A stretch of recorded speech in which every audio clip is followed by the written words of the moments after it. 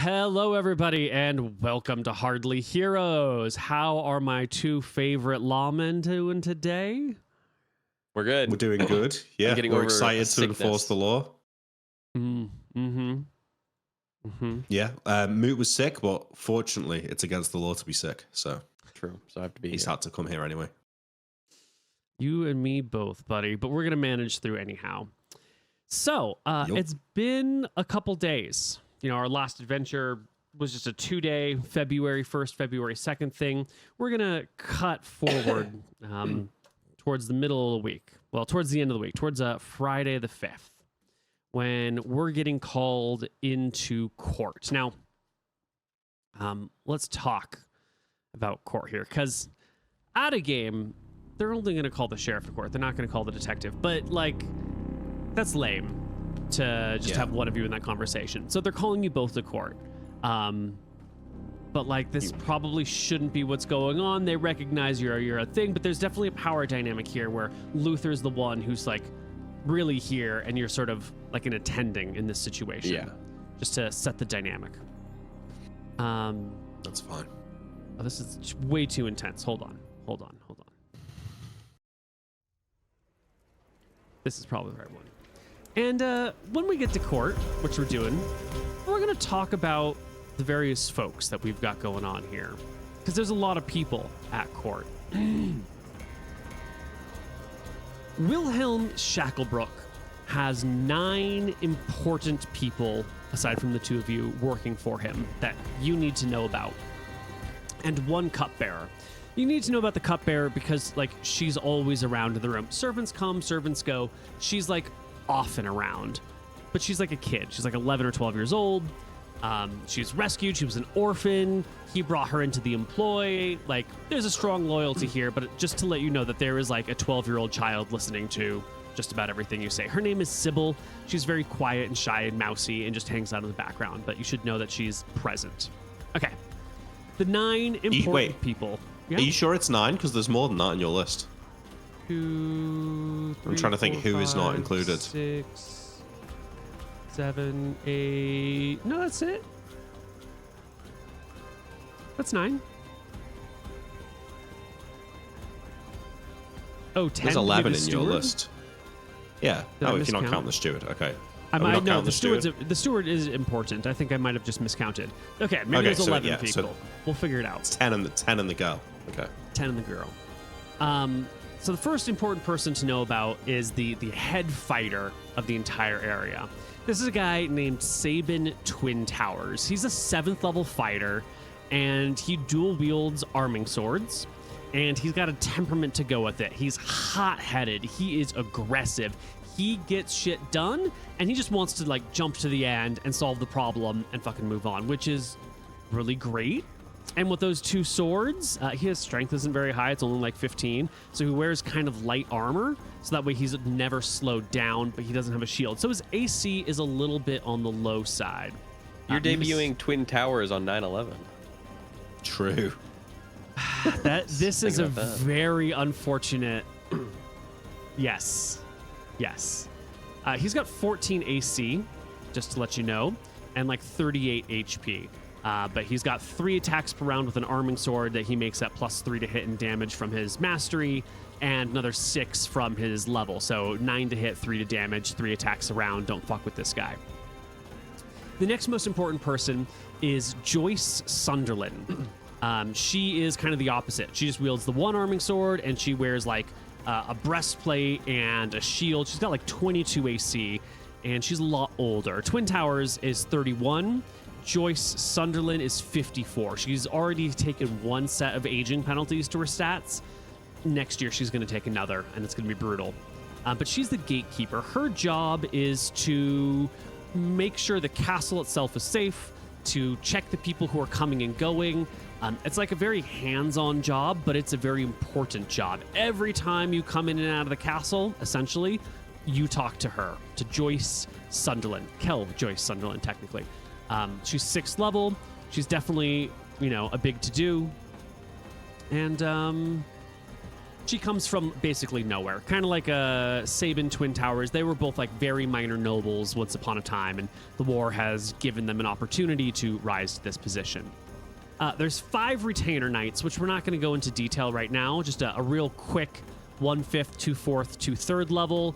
They all have personalities and backstories. There's Lionel Lanquill, Edwin Campbell, Blanche Bell, Anne Castor, who's the daughter of the guy you bought your land from, and Isaac Elroy. Those are the 5 retainers, right? So that's the military side. With 7 knights that work for this dude. Does Kel and Castor know that we've had dealings with her father? Not unless you've told her. No. Okay, good. Yeah, so you did not tell her, is what I'm hearing. No. Yeah. No, we're leaving that life behind us. We're good guys now. Good. Yeah, Good. and it's worth noting that Isaac Elroy, who's the lowest of the fighters, was hired after us. Yes. So he's a newbie, more even than us, Yes. which is interesting. Okay. There's a couple newbies here. Yeah, the steward as well. So, here are our tokens for our people. I'm going to show you on the screen right now, viewers. Up in the left-hand corner, we have Lord Shacklebrook himself. This very handsome man. He might actually be too handsome, but I liked this token. So here's Lord Shacklebrook. Cool. Yeah. He's a king. He looks too old as well because he's like young, right? He's 28. Yeah. Yeah. You just turn the music off completely? It's breaking. I don't know why it's breaking. We can... No, it's back. Yeah. I'm just changing up to a track that might not break for us. Right, and then this right here is Mr. Twin Towers with his 2 swords and his light armor. And here is Mrs. Sunderland, Ms. Sunderland right here with her plate mail. Damn, she's hot. Yeah. Sunderland. What's her hotness? Well, we can talk about it next time you talk to her. Is we've not really lent into any of this, but is Twin Tower actually black? Or dark, slightly like darker us? skin. Yeah. He's darker than these other whiteys. Yeah. Okay, well that's good because everyone else around here is white, so we might get some. I'll do a secret handshake with him. Yeah. Yeah, we might get some like brownie points with unfortunate choice of words there. Well, we're introducing Tin Towers on 9/11. Yeah, it's all sort of a. Yeah. This actually won't go out to the viewers until 9/12, though. That's good. Yeah. Patrons might get it today. It's true. Also down here, here's the other people that we were talking about in the order that we were talking about them, I think. So this is the guy who's teaching you great sword technique. This guy's the young one who was hired after you guys. He's actually got high strength. It's like 16 strength. And he wields an axe. It's not a magic axe. This is just the best token it had. A shield, and he carries some javelins as well. This one's the heavily armed fighter. This one's Mystrian originally, if that matters. Yeah. There's also a Drakissian in here somewhere. One of these guys. The guy who's with the great sword. He's Drakissian. It's Drakissian. Yeah. The guy So who's is that teaching Lionel Lanquill? Yeah. Yeah, okay. Yeah. Drakissian's teaching you how to use the great sword. Wait, no. It says actually, here, sorry. Lionel was born Solemn. in Solemn. He was born in Solemn. He came here. Edwin Campbell, the archer, is the Drakissian. Yeah. So Don't like that. yeah. Okay. Drakissian. And then this Solemn one's is- Mystrian, right? So these 3 right here Of that I foreigners. pushed off to the side are foreigners. Yes. Everybody else is Eridonian. No Why? Eridonians want to work anymore. I mean, what are you going to do? Why does Anne Castor have 23 AC? She's got full plate. Yeah, she has And full shield plate and a proficiency. shield proficiency. Yes. And 16 dex. Wow. No. 15 dex. Yeah. So, she's hard to kill. she's very, very hard to kill. She is also at the absolute maximum of her light encumbrance. If a butterfly lands on her, she Right. hits moderate encumbrance. So she never carries anything but her absolutely needed weapons. This armor is indicative of her like very fancy lord father who bought her like the best armor that money could buy, and then she disliked her father and said, I'm going to go create justice in the world, and like came down here to Cauldron to work for William Shacklebrook, and is now like, oh, the world's more complicated and like not everything is a clear black and white. Whoops. Yeah, but the Richie brought her fucking armor. Yeah. Yeah, your house bought this armor practically. Not quite, but. True. Wait, is that armor worth more than our house? Oh, I would expect so.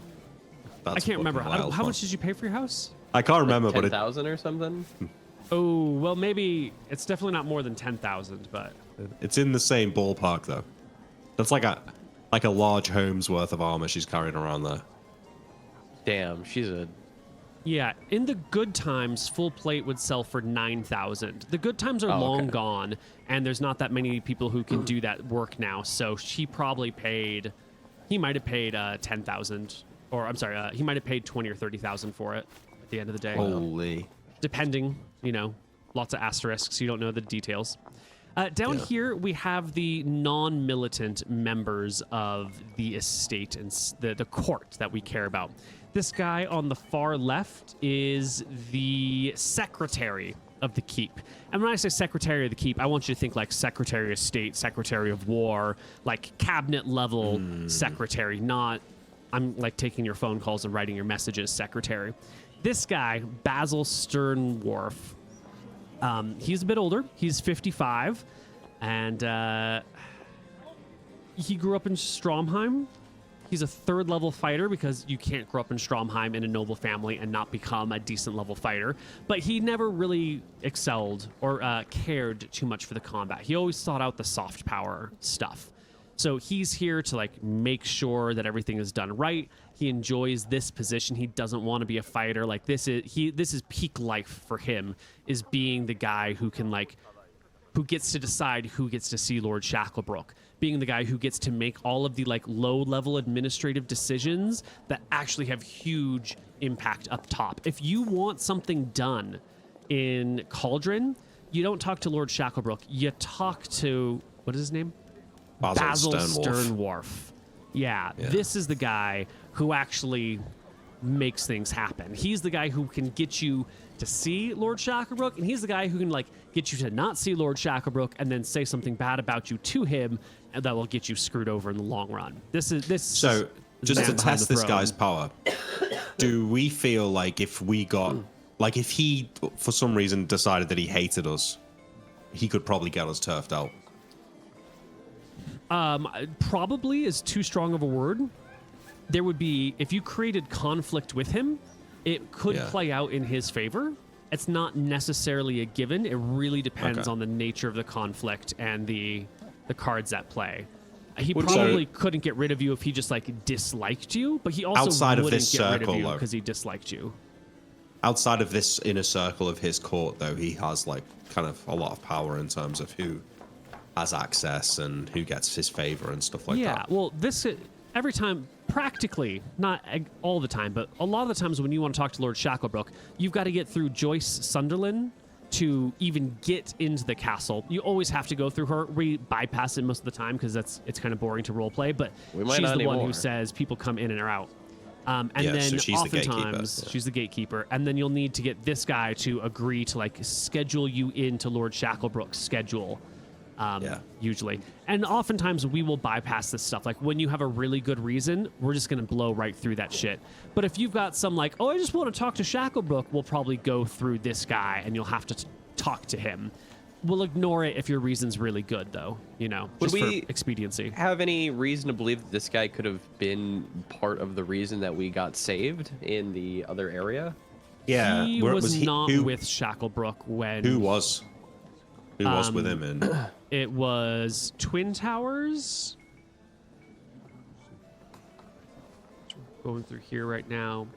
It would have been Twin Towers, Lionel, Campbell, and Blanche, who came with him, plus a bunch of men-at-arms. There are 12 permanent men-at-arms who work at the castle. So... Cool. That's who would have So if we would have raided this place, we would have had to deal with these motherfuckers. Yeah, I'm now reflecting, though. It's probably a good job that we didn't get into that in the walls, because there's no way we could have fought these fellas. Yeah, these guys would not have been fun. Our next person of importance is Wolfston Freeman, this guy right here. And he is the treasurer. He's the guy who handles the money. He does all the books, all of that jazz. He is a friend of the family. Well, friend of the family is a weird way of putting it. This guy is originally from Gadia. It's an island to the north. I'm going to bring us to a map so we can see where Gadia is. It's this island up here where Pinespur is. And they've always been, they've thought they're their own people. They've always been like, oh, we're conquered by the Eridonians. Like, we're not true Eridonians. And this guy originally was just some fisherman living in a village along the coastline. And his lord wanted to throw a rebellion. So he got conscripted into his lord's rebellion, which was immediately crushed. And being the world the way it is, he was sold into slavery into Stromheim, and eventually made his way, being bought and sold, into Lord Shacklebrook's father's employ. Lord Shacklebrook's father bought him, and the two just kind of vibed. They got along pretty well, and when the demons came to invade everything, this guy was given his freedom to just like, hey, go be free, go die with your own family. We're gonna stay and die here. But he didn't. We can get into his backstory a little later when it comes up. He didn't like his family anymore. He was kind of jaded about the whole thing. He stayed in Stromheim and didn't die. And then as a freeman, he continued to work for the Shacklebrook family. And now that Wilhelm Shacklebrook is down here doing this, he's been sent as like the treasurer, because my son's going to need a really good treasurer and advisor to help do all of this stuff. So long friend of the family with deep family ties is this guy. So I guess we don't know this, but if Lord Shacklebrook has secrets from his father, it might be wise to keep them also secret from Wolfston. Yeah, in theory. Wolfston is closer with the father, but he serves Lord Wilhelm. That is his first and foremost, because he's not a slave anymore. He's definitely in Wilhelm's employ, and has made his oaths to Wilhelm. So, you know, maybe there's a back channel there sometimes, but it's not like he's a nanny or something, you know? Okay, yeah, all right. Yeah. Next up is the steward. Not the most important role, but is sort of in charge of the staff in the castle. Is very important from the civil side. From the sheriff's side, maybe not. This is the guy who's in charge of the maids and the cooks and the nurses and the cleaners and the groundskeepers. He oversees all of the mundane household staff, daily nonsense. If the castle needs a repair, the steward gets tagged to oversee it, blah, blah, blah, blah, blah. He is a younger gentleman. He's like 26 or so just a couple years younger than Shacklebrook. His name is Tristram Basket, and he's originally from High Castle, from like a know-nothing family that doesn't really matter. One of their bastard half-elf offspring who was naturalized was the gatekeeper in High Castle for like 40 years, and that's like the family badge of honor. But she's gone now, and this guy cruising around comes down here to find a name for himself, to do something, and he's now your steward. Does he dress we've got like a pretty young group of people here. Yeah. Yes. A couple people are in their 50s, and there's like one person in their 40s, I think. Blanche. This one is in her 40s. Oh, okay. Lionel is actually in his 40s. Joyce is in her 50s. I'm also 40, so. Yeah. Does the Just a bunch of steward old actually people. dress like that? Or is he dressed more I like needed a token that looked a little bit more, what do we call, civilian? upbeat and fun and civilian. Flamboyant? Yeah, flamboyant's too strong of a word. There's just not a lot of great token choices for like non-combat stuff. So the hat is goofy. He doesn't wear a goofy hat like this, but he does wear bright colors. He dresses like a civilian, and he dresses nicely, like not a drab, sour butler, but like a lively, I'm enjoying my life as best as possible. He's a nice guy, but he keeps his head out of like the muck of killing and murder and violence, and is just enjoying the prosperity and safety that is provided by you guys. And last but not least, we have the kid, Sybil. Again, there's a lack of child tokens, so we pulled this halfling token. She is learning the lute. She's not very good yet. She was an orphan, and now lives here as the cupbearer, and which also doubles as like Shacklebrook's go get me this thing, just sort of like, you know, his little assistant that runs around and does his little bidding all the time. She the food taster as well? He does not have a food taster. Oh. From the notes you've given us, she was an orphan rescued specifically by Shacklebrook. Yeah. Her parents lived in Cauldron. They got killed by some raiders, and the knights that went to like go check it all out came back with the girl being like, well, they're all dead, but here's this. I think she was like 9 at the time. Here's this 9-year-old girl. We could probably sell her in Stromheim as a slave and make a bunch of money, which could be really good since Cauldron's in a bad spot. And Lord Shacklebrook got really mad and was like, hey, the old laws are you can only take slaves out of like defeating somebody in war. We're not just going to start selling random children that we find. That's not what we're doing. You should be ashamed of yourself. Come on, kid. You're my cupbearer now. Okay. So he saved her-ish. Prevented someone else from exploiting her. Yeah. Okay, cool. And I've got a couple of questions before we move on. So you've not mentioned it in those descriptions then, but in the notes you've given us, we've got like personality traits of all of these people. Yes. So I assume that's kind of like what we've inferred. Yes. Since being here. Yeah, and that's Okay, overly because some of this is simplistic. quite useful. Yeah, but useful to have though. Absolutely useful. But if, for example, you know, this guy over here, Sabin Twin Towers, who's hot-headed, aggressive, and go-getter, you know, that doesn't mean he's stupid aggressive, right? Yeah. Yeah. Cool. And I also, so in the time that we've been here, obviously everyone here is in the court, but people will fall in and out of favor with Shacklebrook as time ebbs and flows. So do we have a view as to who at the moment has his ear? Like who are his trusted people here? I know we're all trusted, but who are his favorites essentially? His favorites. Like I feel like that would be known amongst the court. You know, like. Yes, you are absolutely right, and that is a fantastic question.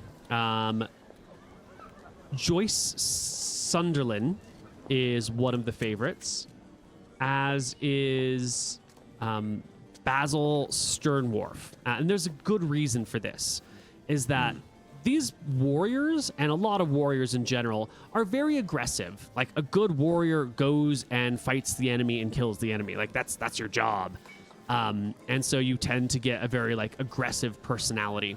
These two are a lot more temperate in their personalities. Yeah. They are much more interested in the, like, big picture. Why are we here? We're actually here to like build something. And so they've got a much more, I don't want to say calculating, but long-term view, big picture view, strategic view. That's it. And so that strategic view is very much enjoyed by Lord Shacklebrook. He wants those sorts of people who have the strategic view. Also of some interest to Lord Shacklebrook is the cupbearer to a certain extent. Like, she sort of represents to him, as you can see, like, why we're here. We're here to, like, build something great. This is the next generation. Don't sell her into slavery. Let's make something out of her. And to go in line with that also is the steward, who manages the castle and everything, because the steward actually is what makes life enjoyable. As players, we often like, oh, I'll sleep on a straw mat as long as I don't have to spend an extra silver. But the steward is the one who's like turning the castle from ruins into a place that looks like a seat of power. He's helping with all of the soft flexing power. So those are That's important as well. Yeah. Yes. These are his 4 favorites. There are obviously second favorites and least favorites. And it'll ebb and flow over time. And it'll ebb and flow over time, yeah. Am I closest with Lionel Lanquill, since he's the one training me? I assume I've spent the most time with him.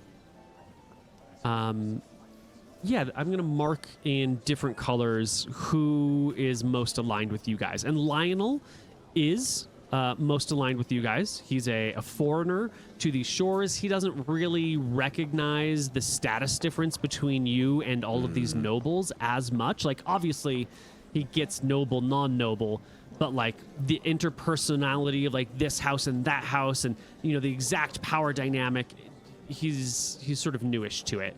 And he doesn't look down at you guys. Like everyone else here kind of looks down on you. You're fucking thieves from Stromheim. But this guy is apt to look the other way sometimes. To be fair, it's kind of fair of them to look down on us. I mean, we pretty much are the bottom of the barrel when it comes to rank and class in society. So I'll give them that. It's fair enough. Also, the Mistrian, Kel Blanche Bell. She's also I don't want to say partial to you, but she spent a long time in like she was a Mistrian who came to Eridon to help like raid it when it was in bad times, got wounded and left behind by her army, rescued by a woods witch, and then like it was too late to go back, so she just lived in Eridon for a long time by herself, like on the fringes of society, because she was Mistrian and didn't want to get involved and blah, blah, blah. So like as an outsider who has gone out of her way to help the people of Eridon and like get to know the people of Eridon, she's also in like I don't feel like I belong. I feel like other people are looking down on me. I kind of feel a little bit of fellow camaraderie as outsiders. This also is somewhat aligned with you. And Pigeon would be hanging out with the kid.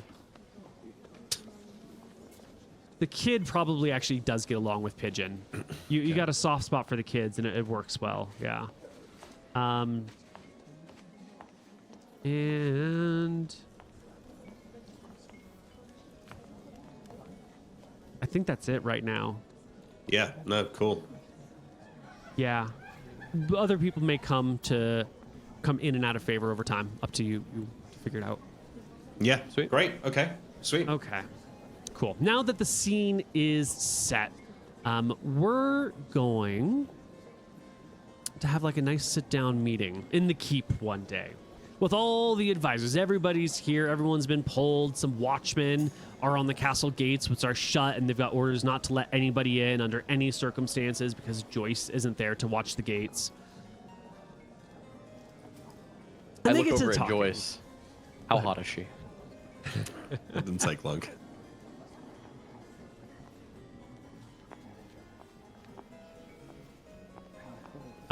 She is right in the average ballpark. Yeah. 54 years old, fine looking woman. Yeah. Okay.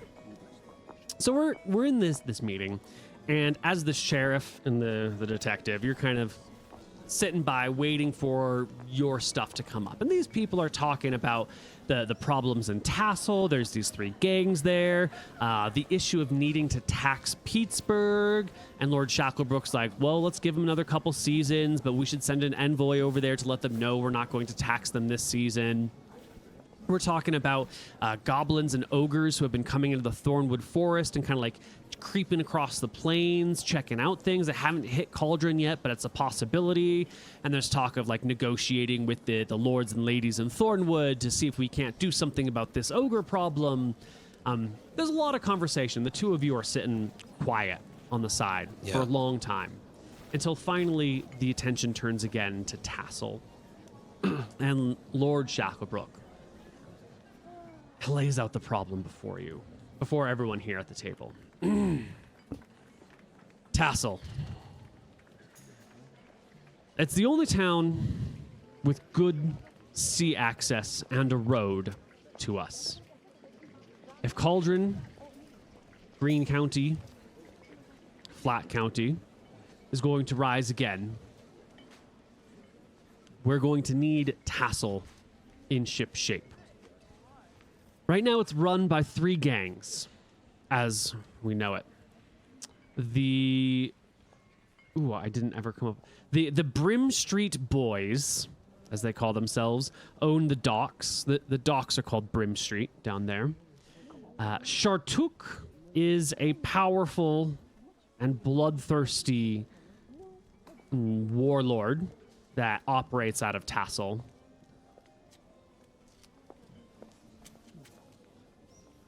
I was supposed to come up with a better name. I had a name, and then I had a backstory, and then I forgot to change the name, and I can't think of one right now, so we're going with this name. But I want you to know that I don't like it, and it's going to change immediately.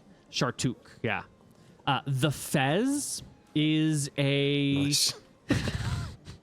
I was thinking Tassel, the Fez, but the Fez is is led by a witch. And they are not quite like a warlord or gang, but they are strange cultists that have some sort of witch-like powers over people and have a lot of access and influence in that area.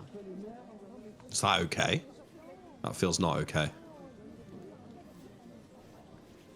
Is Shartuk his own gang, or is he the leader of the Brim Street Boys? Shartuk is its own gang, and it's led by a guy named Shartuk. Shartuk, yeah. Yeah. Okay, cool. He's the warlord, not so much a gang. Yeah. Yes. I think you probably mentioned, like, is it okay that there's a witch there? And the table gets a little quiet, and people sort of look at each other and exchange some glances. Sabin Twin Towers, the captain of the guard, says, Lord Shacklebrook, send me to Tassel. I will deal with all of these gangs by myself and come back within 3 days. We won't have any more problems with them after that. And I agree, the witch is a problem. She needs to be gotten rid of. Following on that is Joyce Sunderland saying, Temper, Twin Towers. We don't want to kill every person we come across. We're here to establish an entire county. And Lord Shacklebrook will nod and say, we need one of these groups. We need order in Tassel. We need civilization in Tassel. We need Tassel to be flowing again. One of these groups should come out on top, and the one that should come out on top is the one who will be most amenable to being civilized. But that's a ways off. Before we get there, what we're really going to need to know is which one. And he looks to the two of you. Very wise, my lord. Yes? I'm going to send you out to Tassel. You need to get a lay of the land, get the leaders and their temperaments, sort out who and what they are and how they function, find any major sources of magic, or at least know of them so we can be cautious of them as we enact our unfolding plan. And what really you need to do is find someone committing a crime and make a very public arrest and bring them back to Cauldron alive. We want to establish ourselves as the ultimate authority in the area above these gangs without causing a problem. So arrest a criminal. I'm sure you'll find a criminal. And bring them back alive with as low of body count as possible and without starting a war. Noted. All right. Well, it shouldn't be a problem to find a ne'er-do-well in Tassel. I hear it's full of criminal scum. They're our criminal scum, and we're going to reform them. Yeah, absolutely. The Questions? 3 gangs, you don't want us to do anything with them, right? Just sort of get the lay of the land, find out more about them. Well, we're going to need find out one about of their them leaders to succeed in Tassel. So find out what you can and formulate an opinion. You know, the way I like to think of the world, he says, leaning back in his chair, is that there's really 9 types of people. There's the people who are lawful, the people who are chaotic, and the ones in between. And there's the people who are good and the people who are evil and the ones in between. And you can, someone can be lawful good or lawful evil or, neutral, chaotic good or chaotic evil, and all the forms of neutral in between. We want to understand these gangs. We need someone who is inherently lawful. We can take an evil man and make him good, but we can't take a chaotic man and make him lawful. Understood. You're telling me. Find out what you can about these gangs and see which ones might be workable as a long-term ally. Try not to make an enemy of any of them, but do make a very, very public arrest of a criminal. That won't be a problem. Bring them home alive. let's say an opportunity presents itself to tip the scales one way or another. I shouldn't take it just yet. Report back. We'll formulate a plan, and then we can act on it further down the line, right? Twin Towers butts in. If you've got an opportunity, and it's the right opportunity, you should take it. Self-starters are what make this world, okay? And Lord Shacklebrook sort of nods. As Kel Sabin said, but make sure it's the right one. If you're not sure it's the right decision, we can always make it later. But if it's clear, it's really clear, act as you think Pigeon best. sheepishly puts his hand up. I lean in. Is Pigeon allowed to speak at this table, or should I have him whisper I'll to whisper me? to And you then I can... then. Yeah. What if the person we see committing a crime's a noble? The detective's wondering if we see nobility or one of the leaders of the gangs committing crimes, should we steer away from arresting them and stick to just the civilians? Shacklebrook motions to the table for ideas. There's some discussion as people turn towards the people sitting next to them, and after a little bit, Basil raises his hand. Actually, gets to his feet. I do believe it would be in our interest to show that we are effective and just leaders. There is a nobleman or noblewoman committing a crime.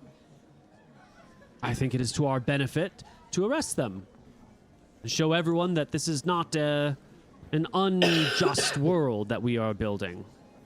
On the other hand, if one of the gang leaders were to be committing a crime, I don't know if you could get out of there alive arresting them. That might be too dangerous. You may be advised to even steer clear of any of their, I don't know, what do you call them? Officers, for lack of a better term?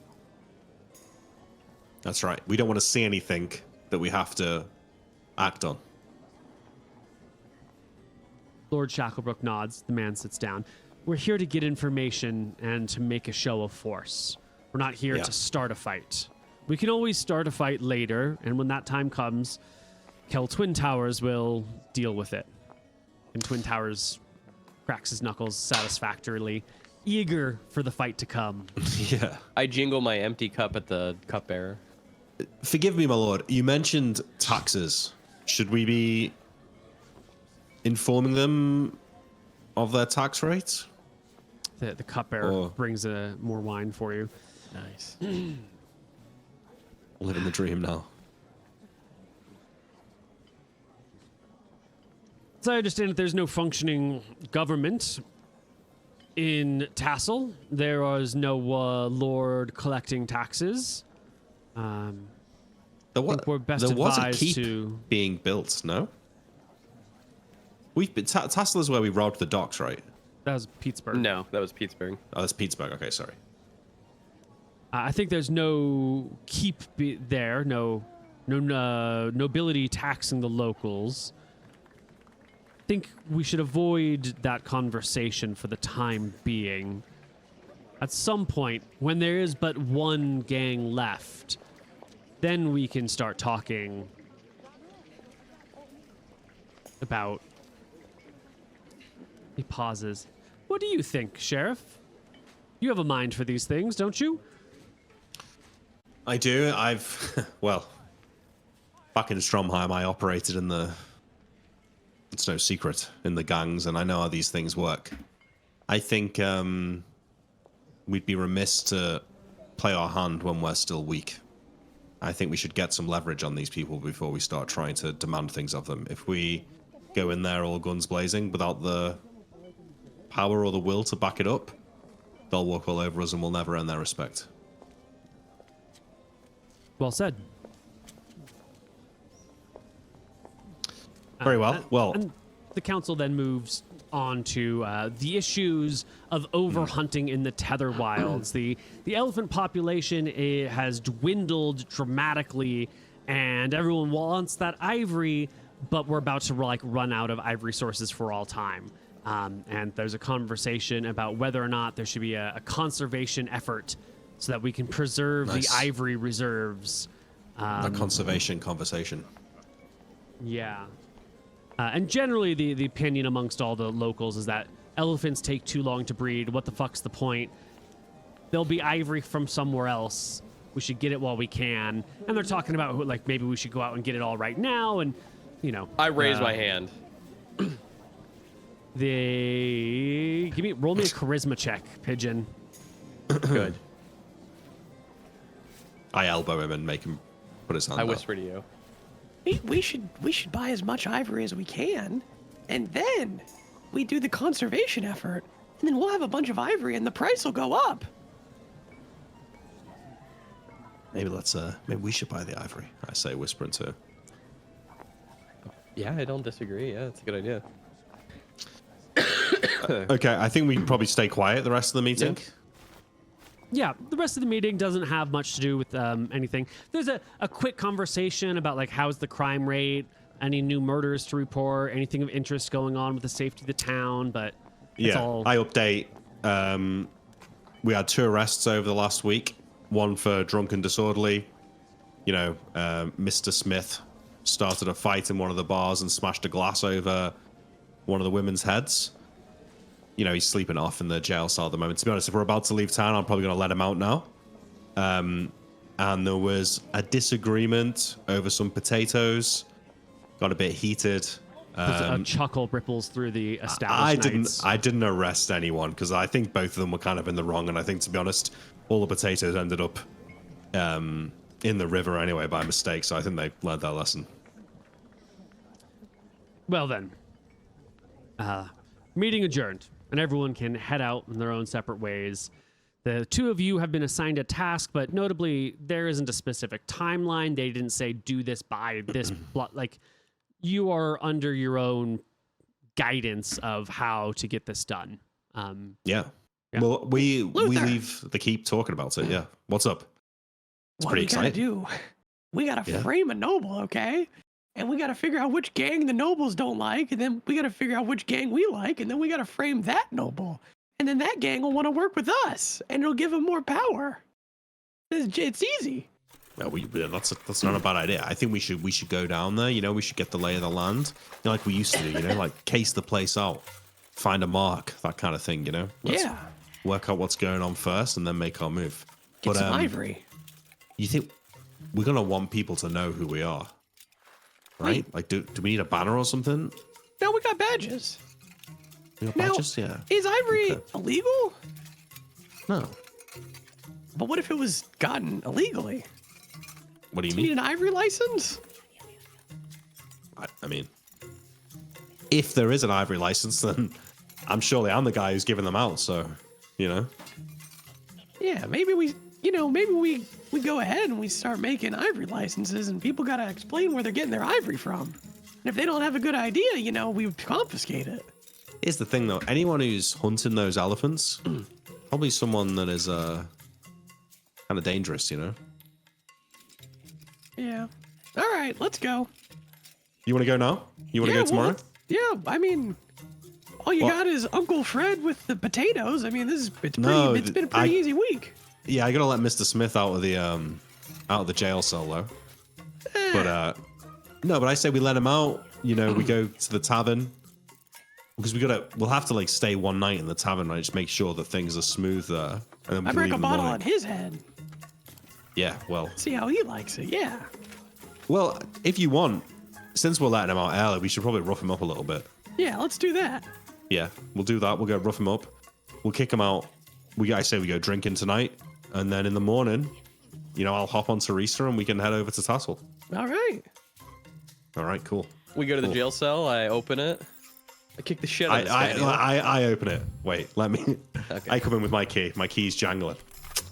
Mr. Smith, you can't go around hitting women, okay? You haven't got the authority for that. But You didn't lucky hear for you, what she said. lucky for you, I'm feeling generous. So, my cousin here, my nephew, he's getting hankering. He's not had a good fight for a while. So here's the deal: You go 1 round with him. I'll let you out 2 days early. What do you say? He looks over to Pigeon. You're like 6 feet tall, aren't you, Pigeon? Yeah, but I'm like He's skinny. 9 strength. I'm 8 strength. I'm a lanky guy, but I'm tall. He looks at Pigeon. His name is Mr. Smith. He's got pretty bulging arms. He nods. All right. All right, cool. I unlock the gate and then open this jail cell and like take a step back. I walk in and immediately punch him in the face. Oh shit. Give me a roll to hit. Well, yeah. Roll to hit. I don't think he's expecting you to hit him I hope immediately. he kicks your ass, you know? Pulling up my combat table. Good. We fucked this guy up. Well, I got my leather armor on. Oh, We didn't it's say a it was gonna be a lovely fair fight. kidney punch. You smack him right in the kidney. He grunts in Can I get an pain. extra attack? Because that's how I fight usually. Yeah. Go ahead and make an offhand Here's attack. the next one. 14. It's a glancing blow just across his chin. He takes another point of damage. That's 2 points of damage down. And your first attack has a 5% KO, and your second attack has a 3% KO chance. You want me to roll 1d100? Yes, twice, please. I want high. Nope. That's all right. Mr. Initiative? Smith, yeah, recovering. He He's like, swings. what? You fucking shit. He gets a 3 on initiative. Roll me d10. Just a straight d10. Okay. I got a 1. Oh, you go shit, first. he's quick. All right, here you go. Here's going to be 2 attacks then. 1 and 2. So that's 18 and 11. They are both hits. It's an uppercut for 1 point of damage and 8% KO. Roll it. And Nope. nope. And a combination blow for 2 points of damage and an 8% KO. I want high. Nope. Nope. And Mr. Smith now at 2 HP out of 7, stumbling, bruised all over, takes his one good swing at you. It's a natural 15. It's a jab right across the chest for 2 points of damage and a 6% KO. Go on, imagine. Wait, low or high, Neil? 15's a low? A miss? I've got 16 AC. Oh, Oh, no. it's cringe that you're wearing your leather armor for this. Oh, I know. Trust me. Wow. It's cringe. It's a straight shot to your armor then, and it doesn't even phase you. Oh, no. What would that have been? That's a 9. It's a 9. He gets an 8. And, I think he backs down. He starts going towards the back of the cell and says, all right, I give, We did I say give. 1 round. I We did give. say 1 round. All right, I step in front. All right. You done? You I little say to bitch. Pigeon. You don't want any more of this? I'll fuck right, you come up. on. You ever hit a Come on, woman Smith. again without my Mercy. permission? Mercy. I grab him by the scruff of his get out neck of and there. start dragging him out of the building. All right. You toss him I out. sort of champ, I'm I the toss him out. champ. Yeah, I toss him out. Nice shot, Pitch. Nice shot. Yeah. You showed him. All right, pub. Yeah. Let's go. Another day's work done and dusted. See, Sheriff job is fucking easy, man. Yeah, being an honest man it's easy work. It's harder being a criminal. I don't know It's way why we harder. were doing that in the first place. Working for Shacklebrook, we got a maid. We don't have to worry about expenses. He pays us. I mean, this is great. Yeah, and it's not like I thought we were in it for the respect, but everyone in the tavern knows us. They know we're hot shit in here. It's good stuff. All right, we go to All the right. tavern and We go into the tavern. Yeah, I tip. I sort of nod my head at the barman. I wink at one of the ladies who's always at the bar. Mhm. It's good times. I'm well known in Cauldron. I'm ordering some drinks. We get Is there some any food. beggars around on the outside, Neil? No. Okay. You wouldn't go to Cauldron to beg. We If, keep you, if you're mad. begging in Cauldron, you're Pigeon probably sadism. dying. Yeah. I let Pigeon beat up the prisoners to keep his sadism in check. By the way. Nice. Yeah.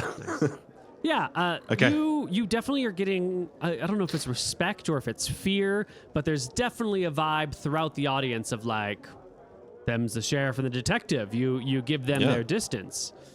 Yeah. Cool. You can sit. So you can have some drinks. we spend the night in the tavern. And in the morning, I guess we'll head out onto the road to Tassel. Quick love check, Neil. If I find anybody, here's a D100. 90. Oh. You know, buddy. He's always on the lookout, this kid, isn't he? I bang. Yeah. There's this person. All right. There's this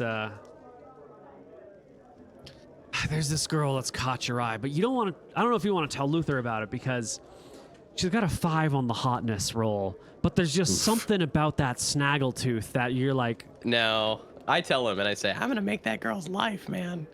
You see her? It's kind of got like a tooth that hangs out over the other teeth at a weird angle and it's kind of jagged. You know, she's got like a puffy face and one eye is like the eyes are just like a little bit too offset. The hair's actually put together and quite nice. And her clothes are clean and pressed. So, yeah. But, you know, there's a smile that she's got. So, you know, a big toothy grin. She's all happy all the time. I go up to her and I say, here's my line. Here's your line. Okay. You wanna be with the detective tonight? Can you make me a charisma check at disadvantage, please? It's a 10. The line does not go well. The girl like looks at you and then immediately looks towards the ground, and the whole table gets really awkwardly, uncomfortably quiet. Is there anybody else at the table? Any other ladies? Yeah, she's here with 3 other ladies, and they're all looking down at the tables or their cups, having immediately killed the conversation. Just call her ugly and walk away. I got 5 gold if someone wants to bang. Oh my god, what's wrong with him? Pull it out, put it on the table, and I. You can't just pull it out in the middle of the bar. the gold. She gets up, gives you a polite curtsy and says, "Detective, I have to be going now." And some of the other people at the table also like put their drinks down and get up and politely excuse themselves. All right, I take their drinks back to Luther. We did it. Free drinks. Nice. Where'd you get these drinks? I saw you talking to that ugly girl over there. Taking the piss? It's a bit mean, you know? Well, she wasn't interested. I tried to pay him 5 gold, but you know prudes, am I right? Mate, I wouldn't let her pay me 5 gold. Are you joking? Yeah, I'm a nice guy. Sure, yeah, you're really doing your bit for the downtrodden. There we go. Yeah, well, free drinks. Cheers. Free drinks. Yeah, to Lord cheers. Shacklebrook. To Lord Shacklebrook. To Lord Shacklebrook. Yeah. All right, cool. Okay. In the morning. Yeah. I was gonna say with that we should head out, but did you want to do? No, that I was gonna. Yeah, I was just gonna say in the morning I head down to the stable. Mm-hmm. You know, I go and see Teresa. I caress her, lovingly, give her a nice grooming. You know, put the saddle on, polish her shoes. Polish her shoes? You know? Yeah, like not her shoes, but you want to take the horseshoes on the bottom of their feet and polish them? Give them a little polish, yeah. I give her a little brushing anyway. I make sure the horse is in good condition because I've only ever rented horses before, but I own this horse. Mm-hmm. I oil my saddle. Okay, I get the saddle fitted nicely on the horse. I get my greatsword attached in its little horse sheath that it's on there, and then I give a few copper to the stable boy, and then I head on out to meet Pigeon at the gate. Is there a gate? There's no gate, is there? Symbolic, but there's no wall. I imagine a gate. Yeah. There is an archway that is over the entrance to town that you people do call the gate to town, but like, you know, you could just walk around it if you wanted to. There's no I go through it. For sure, I go through it. Yeah. Okay. Cool. Why don't we take a break and we'll come back on the other side. All right. Hello, everybody, and welcome back to Hardly Heroes. So our party is going on this road between Cauldron and Tassel. It's a 40-mile road. There's one horse in the party. Yep. And so it's going to take you 2 days to get there, essentially. Yep. You got to carry your stuff. a horse can carry people, but you know, it's pretty tough to get a horse that can carry a person all day long. You can do it. People train for like the Tevis Cup, where they do 100 miles over rocky terrain in a 24-hour period of time. But you train for that stuff specifically with you and your horse, and you get the right gear and blah blah blah blah blah blah. I think we just use the horse to carry our gear, and then I ride the horse and we go at walking pace. Yeah. And maybe every now and again, if I need to, I'll jump off to give the horse a break or whatever. Yeah. Perfect. So I want to ask a couple of questions of the two of you while you're on this trail over here. You're going to Tassel. You're going to take a look at these gangs. You're going to find out some information, kind of get the vibe of the place and see which ones you could work with. Which ones are lawful evil as opposed to chaotic evil, or neutral evil, or neutral, or whatever. You know, you figure it out. Yeah.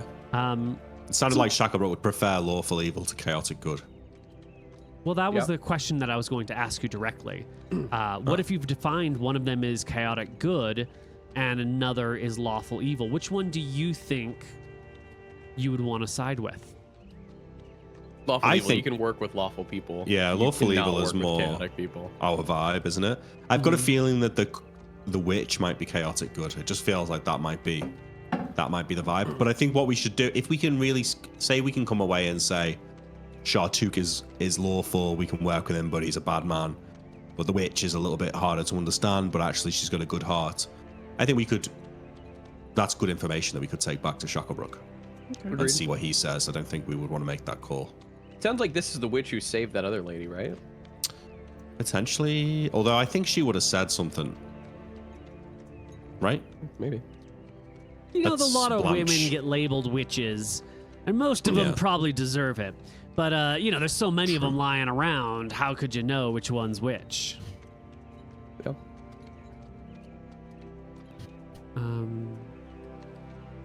Yes, Blanche. Weird. Okay, perfect. All right. Ask, how safe is the road here? Like, is it maintained by us? Are we clearing these roads and making sure they're safe, or are we not doing that? Not with any real, like, effort. To, like, make a road safe, you would need patrols going over it often. And there's not, like, a group of people whose job it is to walk up and down this road. But, like, your knights might ride across it every now and then, but then, like, people will see the knights coming and they're not going to attack the knights. So the safety of the area, it's like I guess half what I'm getting crime at, and half wild animals / monsters. if we see trouble on the road, we might feel compelled to deal with it. Might. Yeah. Okay. Yeah. That's right. Well, trouble on the road is exactly what you find. Good. Yes. Yep. It is not a safe road. Today, it's a dangerous road. It's not just a dangerous road, it's an ambush. And it's a successful ambush. Because this whole area around you, it's seen a lot of challenges. It's seen a lot of danger. It's seen a lot of downfall. And that means there's a lot of ruined buildings lying around. And from one of those ruined buildings, and there's a lot of them, lets loose a flurry of arrows towards the party. Better not kill my horse. We're going to start with some attack rolls.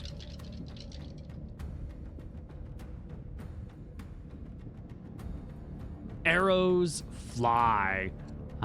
They whiz over and past Luther, and one of them will roll like a 19 against Pigeon. Only hit? one of the arrows to hit, yeah. And it will slam into your body for 4 points of damage, Pigeon. Oh! You guys let out your cries. And before you can get your wits about you, the second shot in the round of arrows comes out as well. With like a 19 against Luther. Yep.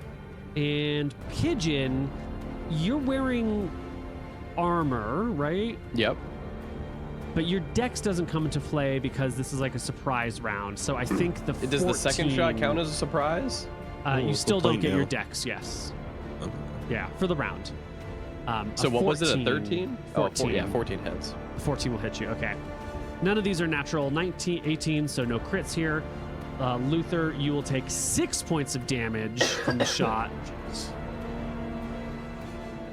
And Pigeon, you will take 2 points of damage from the shot. Do we see Do where we they know are? where these are coming from? Oh, absolutely. They're coming from this burned down building next to you. Let me bring up the map. Can I ask a logistics question about using my greatsword? Can I fight on horseback with it?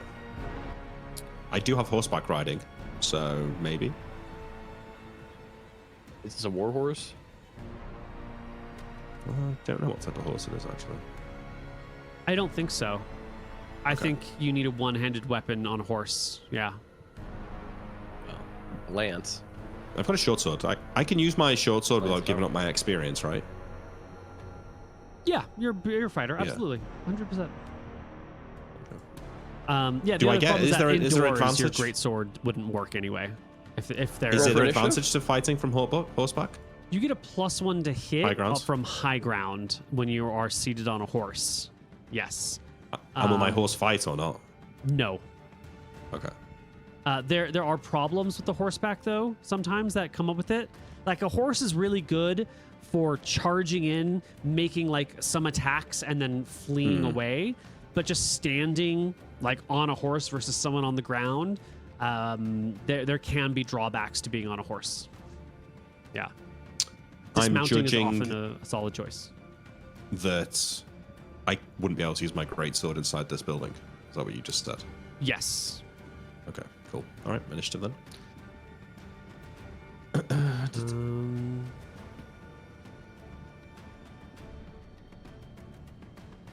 All right, I'm going to roll initiative in secret because you don't yet know how many enemy there are. And I want to keep it that way. Well, I mean, how many arrows flew? You didn't count the arrows as It's hard they to whizzed see, isn't it? past. That's right. Can't count.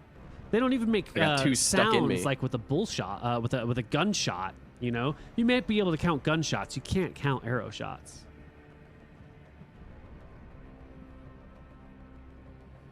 Okay, so this is.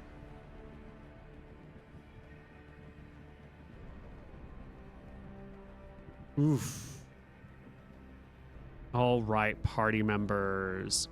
At the top of the round, now that we've got our wits around us, we can see one figure right back here pulling out his bow and taking a shot at Pigeon. You get your AC back and everything now. It's a miss. So 14, miss. Luther.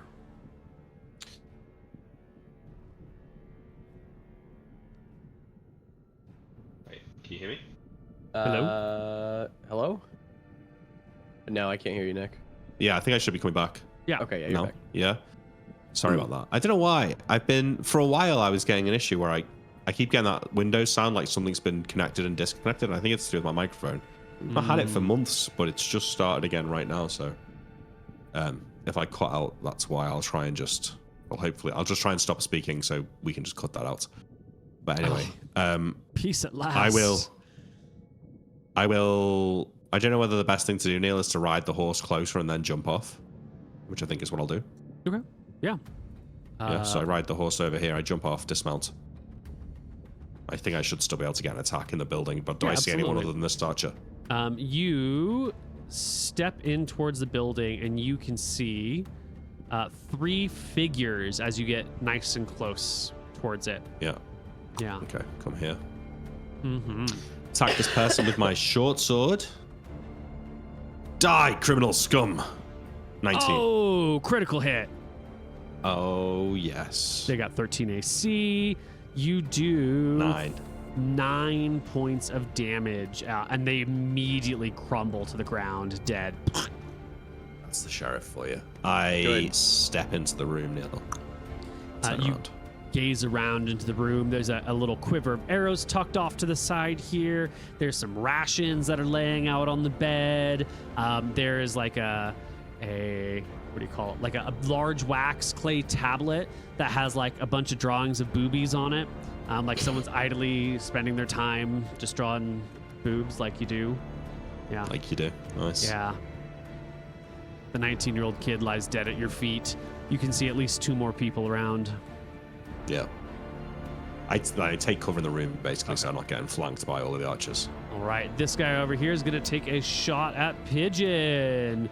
Whap! 10 is a miss. And he goes to reload as Pigeon takes a turn. I come in through here.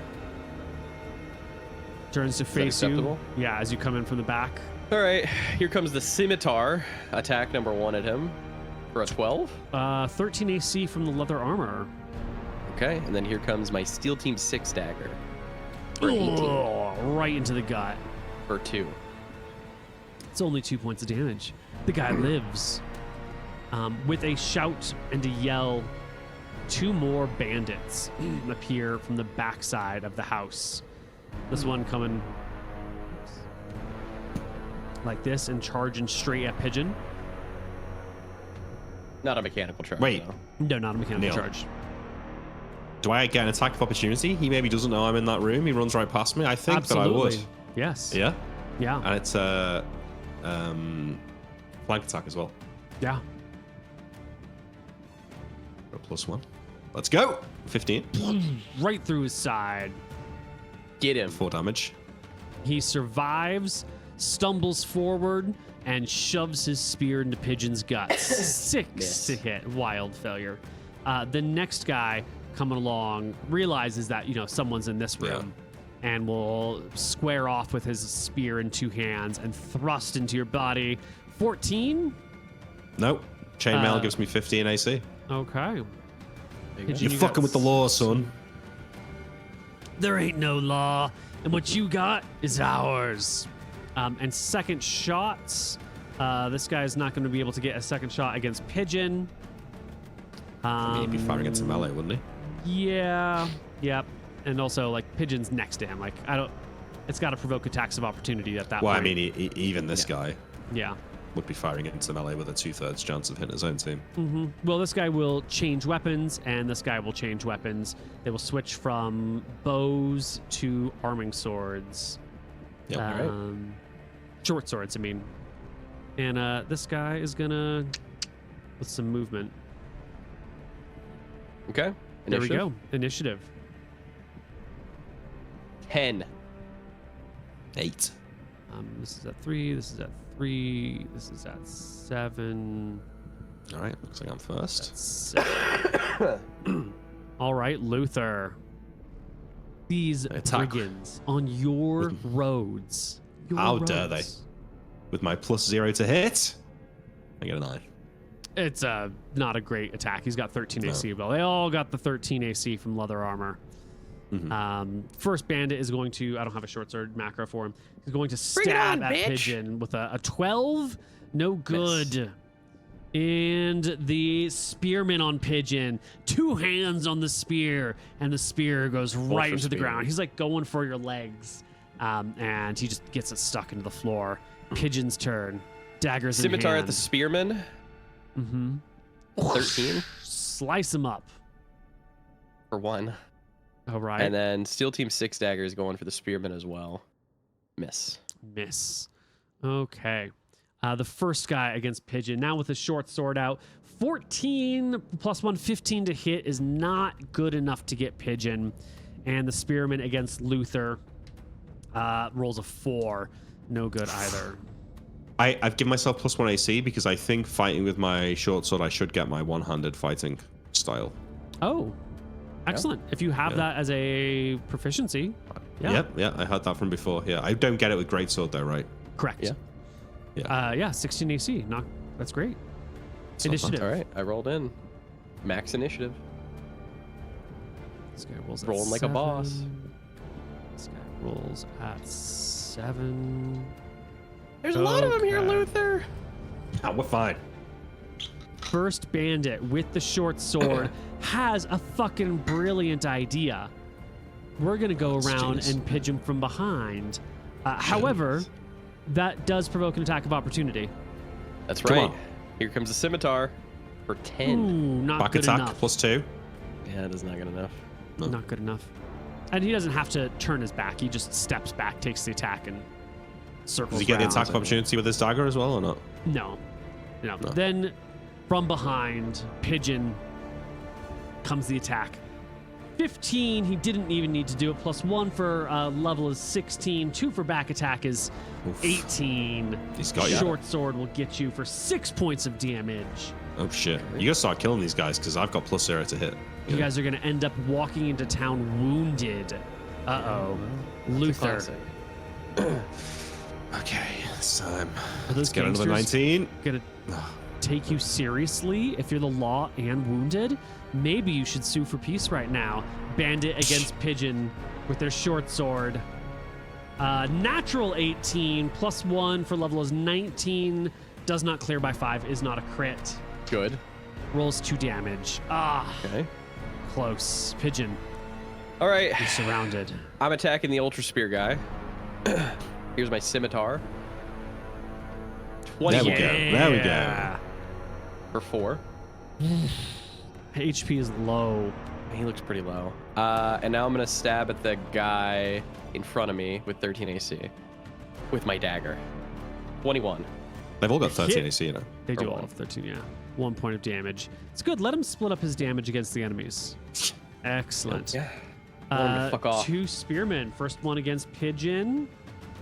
Actually, the first one against Pigeon is at very low HP. He needs, before anything else, he needs a little morale check. You know, he wants your stuff. He doesn't want to die. That's reasonable. His morale is 9. He needs to roll 9 or less. He rolled a 20. This guy fails his morale check. Get the This fuck is outta not here. how he wants to die. So instead of making his attack roll, Pigeon, he leaves. And then I'll turn. You gonna take your attack of opportunity against him, or are you gonna let him run? Oh, he's a brigand. I'll take my attack of opportunity. Put him down. against him. 17 Yeah. for 3. Oh, it's not enough, is it? It's not quite enough. He runs Straight dagger on him. straight to Teresa. Oh, he's not taking my horse. He is going to mount Teresa. Now, there's blood in the air.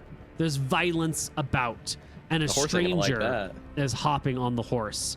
So this guy, go. he's not proficient in horseback riding. He's going to need to make a horseback riding check. He's about to get trampled, this So guy. we need You're the to maniac. roll his wisdom, willpower, 3d6, 10. So a normal bad. check is wisdom at +3. Since he's non-proficient, it's half his wisdom +3. So 1d20 +5 8. +3. 25. He hops on the horse and fucking takes off, leaving everyone else to die. He might be bleeding. We don't know. He's definitely wounded. The other guy Nice in fuck. front of Luther will stab at Luther with a 4 to hit, leaving us with He's not gonna get far. initiative. 1 fucking HP and he's on a horse now and he's trying to run away. I mean, that's going to hurt. It is gonna hurt. Damn, I'm rolling high when I need to roll low and I'm rolling low when I need to roll high. Ain't that just the game? Yeah. Neil, all right, I want to go for a heroic action here, okay?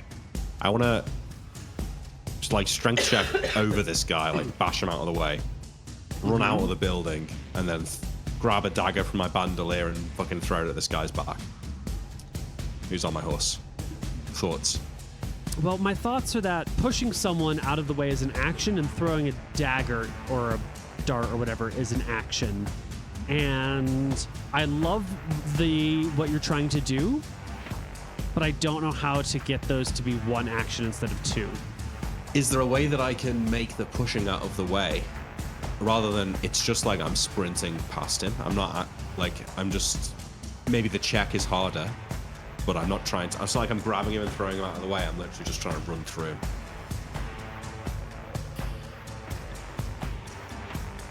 Disadvantage You'll on the take- strength check, perhaps. You'll take an automatic attack of opportunity against you, Yeah. and then he'll get a +4 to his strength check against you. That's fine. Okay? All right, I love it. Roll initiative.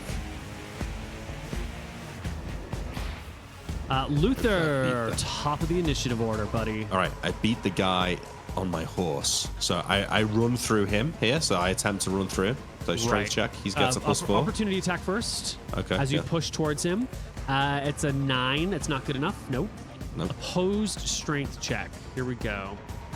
3d6 plus 1d20 plus 4. He gets, an 18 on the die. He's so strong. You go to shove past him, and he just like braces, he stabs you with the spear and like cracks you, and you fall backwards into the room, stumbling for no damage, but definitely trapped in here. Yeah. You can resolve with an attack if you'd like against him. Oh, yeah? Okay. Yeah. I will. Oh, no. First level fighter. Oh, no. Yeah. Pigeon. Now there's 2 of these suckers. The one on the outside is going to step over here. I don't think he can make that attack roll. Opportunity? No, he's going to try and get you out of side, but it's a doorway, and okay. you can't really attack diagonally through the doorway like that. He'll just make a regular attack roll. 6 + 1 is 7, no good. Other bandit will stab at the 7 + 1 is 8. They'll get there eventually. Okay. Pigeon. Scimitar to the guy inside. Miss, and then dagger to the guy inside. Hit. For 4. Nice. Ooh, he is going down. Am I doing this morale check right? No, it's fine. That's why it's not working. Okay.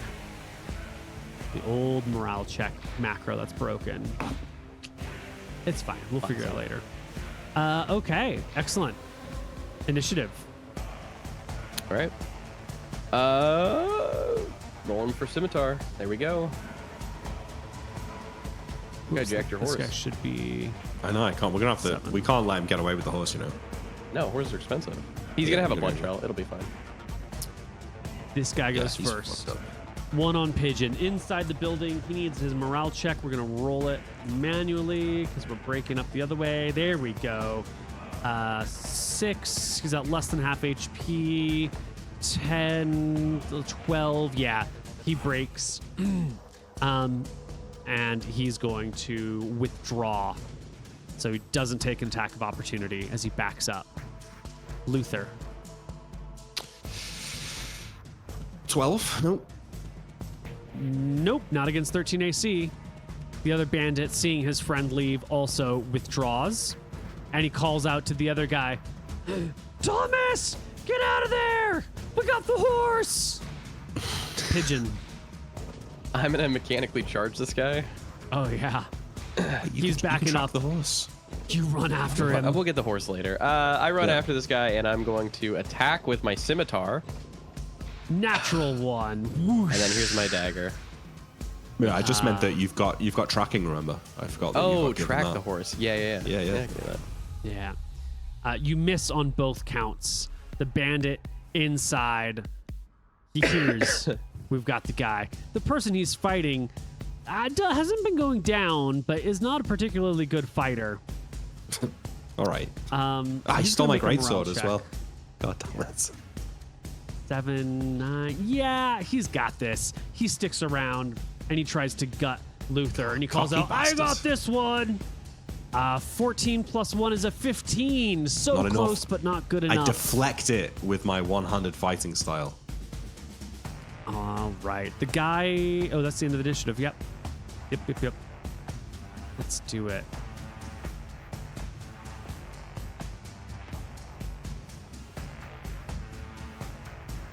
Yeah, having +0 to hit when you roll like me is not an ideal situation. You have 35 HP, though.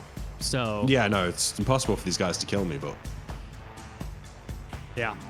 Well, a 13's not that hard, right? That's only a True. 35% chance of... Yeah, you would think after 6 40 attacks I'd have hit more than once, but... 40% chance to hit. Yeah. Yeah, well, this one's going to hit, though, so... Do it. That's It's your good. turn. It's a 5. Get him in his ass, Nick. I I'm can't, calling a it's- called shot next. It's Koibu. impossible. You ready? Hold on. There's another guy's got to go first. And this guy just books it. he runs and flees combat, leaving his friends to fend for themselves. Go for it. Called shot. What do you got? Called shot on this guy's fucking Achilles heel. Okay. It's Achilles heel. That's behind him. Crazy. Then called shot on his leg. Okay. That's fine. I'll do it on his like thigh, or no, specifically his like calf. Yeah, his calf. Also behind him. Okay. Well, if you attack from the side, I feel like you can get some of it, right?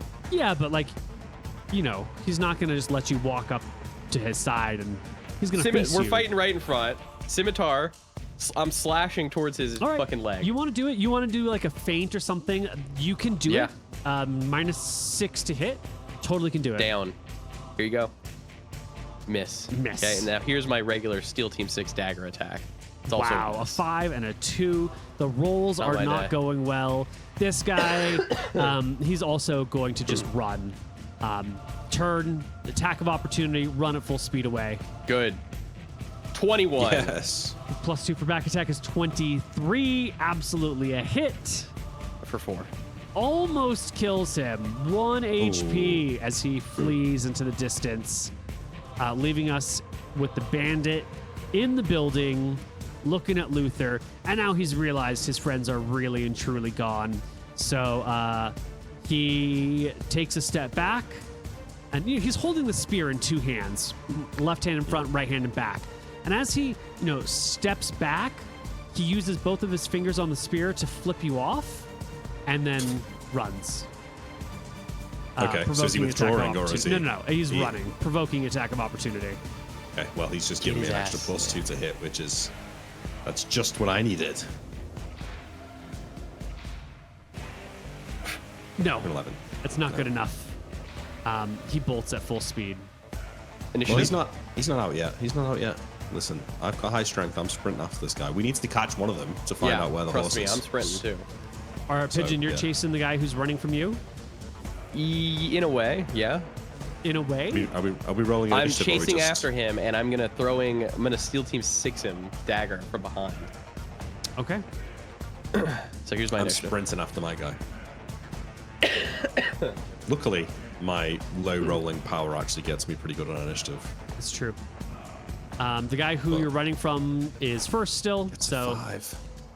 he runs, you run. We will have to go into a race where we do opposed strength checks, but we'll do that Yeah. at the end of the round. Pigeon, Yeah. you want to Instead run of throwing, after I this feel like guy. I can catch him, right?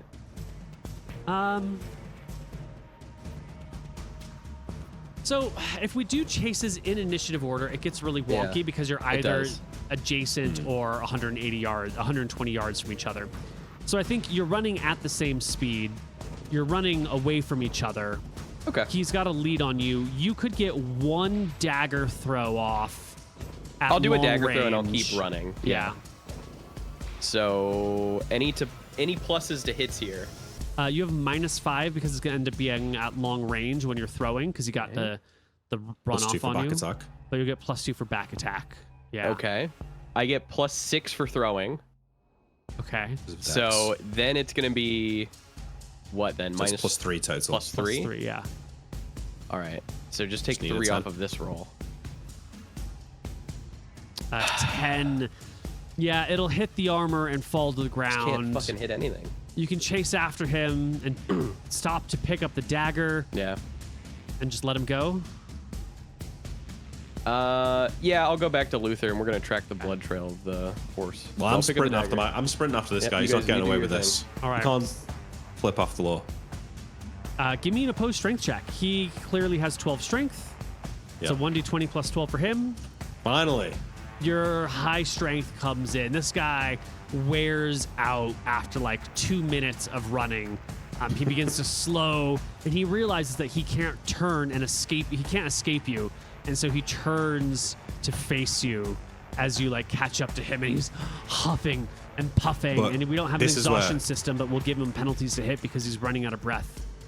He's misinterpreted the situation. I understand my sword fighting ability is not my strong point, so I am gonna like barrel this guy. I'm gonna knock him down to the ground, and then I'm gonna pull my dagger out, and I'm gonna fucking like stab him up. Yeah. So I don't stop running.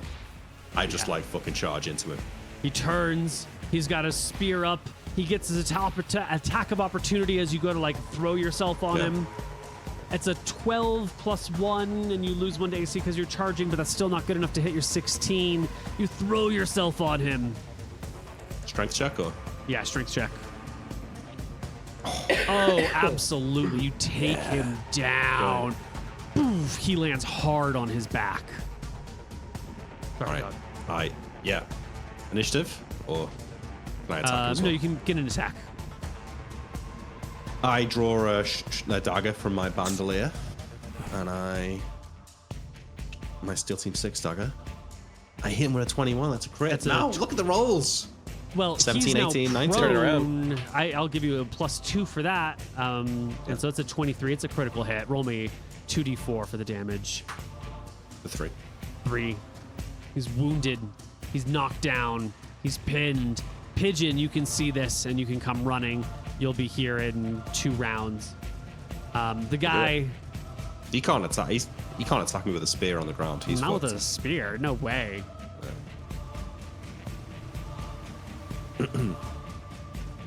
I guess I'm just gonna give him a morale check. Yeah, I don't know. What do you do, Yeah. buddy? I'm shouting Oh, out, he's where's here. my fucking horse? He's gonna try and melee you. Give me opposed initiative rolls. Oh, okay. Good for him.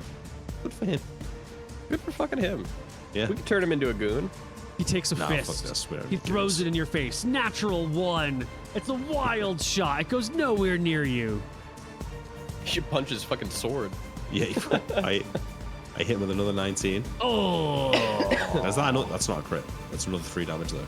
Oh. Where's my fucking horse? Where's Teresa? I guess he just rolls for initiative. Yeah. He's just going, this guy, is he? He's going. He doesn't have a good Badass. answer. He doesn't know where the horse is. Somebody else took it, right? So he's just got like this big sheriff on top of him, beating the shit out of him or stabbing the shit out of him, being like, "Where's my horse?" And he's just like fucking trying to survive. You go first. I hit him 2 damage. Oh yeah, he's so close to dead. He'll throw one Oh more wait, punch. I'm still giving myself a +2 here. That's probably not right, actually, is it? Yeah, you're seated on top of him. Okay. Yeah. You know, Doesn't really matter. Yeah, he's laying on the ground. this time he's going to take -2 with his right hand, -4 with his offhand, as he tries to wow. double fist you. Just go. They both misses. Oof. One of them hits the armor. The other you knock to the side gently. Did you take the 2 HP off him? I did. He did. Yeah. I'll Yeah. attack him again then. Pigeon will be here at the end of this Initiative. round and can act next round. Ties. Here comes his fists again. Double 16s. He should have had one. One of them becomes a 17, but is at -2, so it's a 15 and Oh, a he's fucked it. 13. No. But I hit him Oh no. for another 2. Oh no. Pigeon, you catch up to where they are. You find the sheriff over one of these brigands. The brigand's been stabbed 5 times in the chest. Blood is everywhere. It's all over Luther's face. And he's the guy who's calling you sadistic? The guy's there with his hands weakly holding up and initiative. for Luther, anyone- stop. We're the law, man. Let me tie him up. All right. Yeah. I roll initiative to stun him. All right, it's his turn. He takes a shot with one hand against you. It's a 10 to hit. It's no good. I go for well. I just kind of grab him, and then I'm gonna get us both to our feet and kind of hold him there if I can, Yeah. while Pigeon ties him up. Yeah, I'm gonna tie him up. I think it's clear now that he doesn't have any choice, and he stops, breathless. It's over. He's a dead man. At least maybe he can find a way out if he doesn't fight to the death in this moment. There might be an escape somewhere. You're gonna boil in cauldron, buddy, if you don't get us our horse back. You fucked with the wrong guys here, son. I'm the sheriff of Cauldron. And I'm his deputy. He coughs up a little bit of blood. Sheriff? Since when's there's a sheriff in Cauldron? Since like 2 weeks ago, motherfucker. Yeah, 2 weeks ago, buddy. I actually am starting Pigeon once he says that. He kind of thinks that it might be a good idea to eventually let this guy fucking go. Yeah, we don't need to kill him. Spread the fucking word, you know? We need to find our horse though. I say your buddy has got my fucking horse. You know where he's going. You're gonna help us to find him. And if we find the horse, you can go free. Sound good? If we don't find the horse, I'm taking your ass back to Cauldron. And you will boil. They like that over there. Is that your word as a lawman? That's my word as a lawman. You got my word as a thief. He looks back and forth between the two of you. Who are you guys? Name's I'm Luther. Coop. And this is Coop. Pigeon Coop. I grab his rope that he's tied up and start dragging him over to where the horse was. Normally, we can just be like, oh yeah, we tie him up, not a problem. But I distinctly recall someone saying we use the horse to carry all of our stuff. That is usually true, except on my character sheet, I have a silken lasso. Because I That's always true. use the lasso shit. So That's it's like true. it's like tied around me. It's literally Okay. on his token. Yeah. It's on my token, it's on my sheet. All right. You tie him up with the lasso. Very good job, Pigeon. Okay. Hands behind the I back. drag him. Yeah, I drag him over to where the horse was. And Pigeon, can you see where it went? Oh yeah. I mean, I assume I can easily track this. It's a fucking horse. And the mom was bleeding. They had a man bleeding. Where's he going? I say to the guy. I mean, that motherfucker needs a doctor. I fucked his ass up. He better hope we find him. And if you're gonna be attacking people on our road, we're gonna be collecting taxes, buddy. That's right.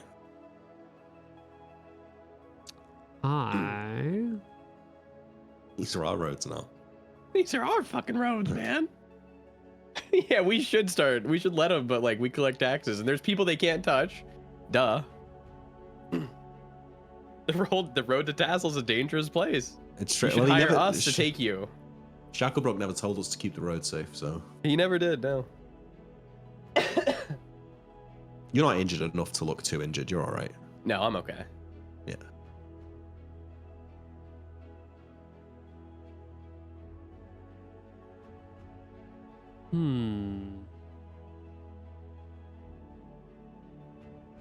Oh. This is specifically the wrong type of tracking. Okay, so tracking. You make a check. There are bonuses and penalties involved. For the track to succeed, the creature tracked must leave some type of trail, thus it's impossible to track flying or non-corporeal creatures. To track a creature, you must find the trail. You know where the trail begins.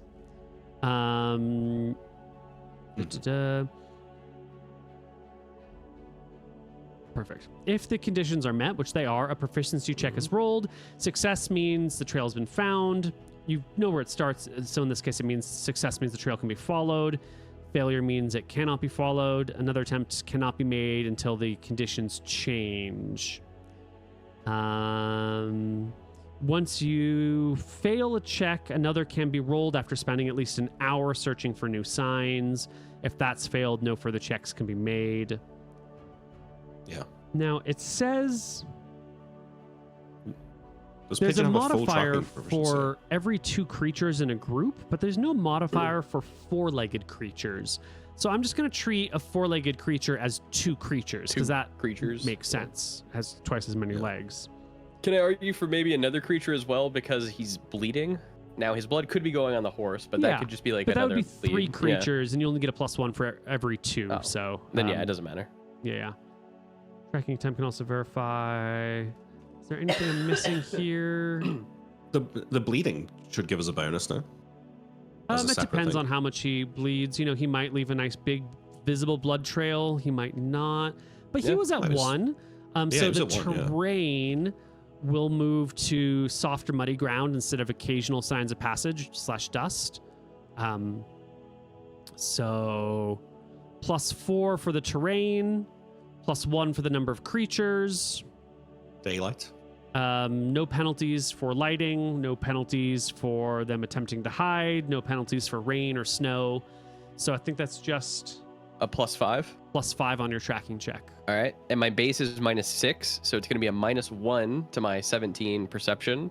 So here's the tracking check with She the got correct 17 modifiers. perception. That's crazy. 30. Easy. Oh, 25. I can't read. Yeah. Damn. 17 perception is busted. Good. Yeah. Well, Pigeon, you pick up the trail, no problem. You follow it through the plains. We're going to take a look at the world map for just a moment over here. Now, the place where you were ambushed was still within like a half day from Cauldron. You're only like down over here on the map. Mm. And the trail is leading southward deeper into the plains. In fact, it's leading to this hill, which you've been Perfect. to before. Do you remember Oh, yeah. when the, you came the lady, to Pittsburgh? It was like a lady on top of the hill, and she was asking us for like help, right? Or am I thinking of a different thing? Was it bandits on a hill? It. What do we remember about that? I remember there was a lady in armor, and she was like asking us for help, and we were on our horses, and we were like, "No, fuck off! That's obviously like fucking banditry Yeah. shit That's you're trying to right. pull here." And then we Yeah. fucked off. God damn it. You didn't So go. there's gonna be. You didn't go up No. onto the hill. No, we didn't. So we might be walking into something here. So now that I'm thinking about that, can I throw out like a, what would that be, like an intelligence check to see if I remember this guy from that? I guess we only spoke to the lady from a fucking far, so. Yeah, why don't you We make just me a gotta- charisma check at like -6? Yeah, There you go. you're trying to Natural pull 20. back into the deep memory. Oh my God, he did it. He did it. Technically a 21. Yeah, you specifically recall that this guy was not amongst that group. Okay, it's good to know. If he is, though, we can maybe trade his life for the horse. Yeah, easily. Hope so.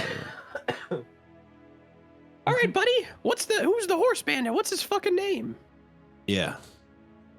His name is Brian. You and Brian live on that hill out there? There's an old fort built into the hill. The top of it burned down, but the basement's still there. It's a good little lair. How many are you in there? Well, there were 5 this morning. I think you killed one, Oh, okay. right? There's no one else? You killed. Yeah. You fucking knuckleheads, man. We're gonna have to do some business dealings here.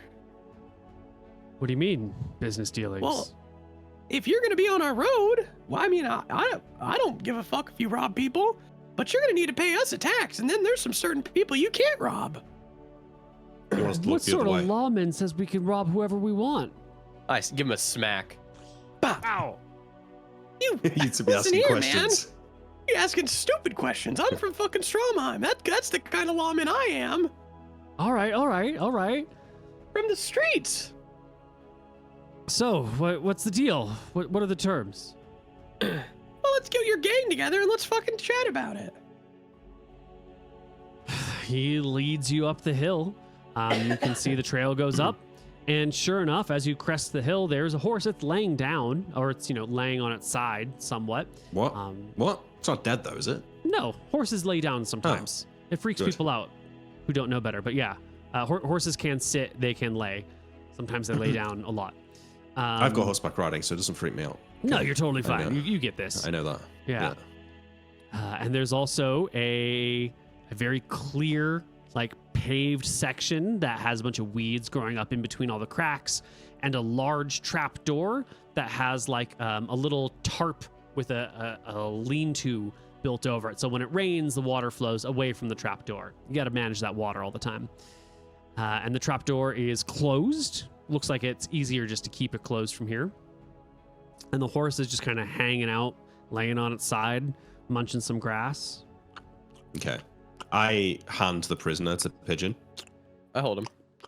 I go and say hello to the horse, Neil, and get it on its feet, and then get back on. Is my He saddle and stuff still begrudgingly there? stands up. Your saddle's there. The His sword? gear from the saddle has been taken off. The sword is laying carelessly on the stone floor. Probably the edge has been all fucked up by like it That's being fucked. tossed onto the. You're gonna have to resharpen this thing now. Yeah. Well, I pick up my sword, I sheath it back in the. In fact, no. I put my short sword in its sheath and I heft my great sword. And then I go and like stomp on the trapdoor, like knock on it. Yeah. Get up here! We got your boy, passes. and we're gonna let him go, but we gotta have a fucking conversation with you. I kind of like elbow the guy to explain.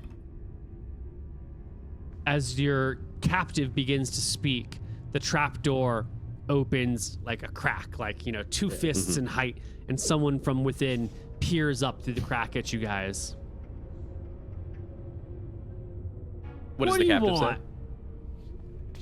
Oh, your captive was about to say, hey, guy, and then the door opens and he goes quiet. And from the person below, it says, what do you want? You guys have got our shit. Get out of here. Let's have a conversation. And this doesn't want a have to get fresh messy. meal. I ain't never seen you in my life. Bullshit. Bullshit. Don't make me come down there and fuck your ass up. You want this kid to Get be out of dead? here. I ain't never seen got to, that like, kid in my life. Hey! The fuck? I says your kick captive. him down onto his knees.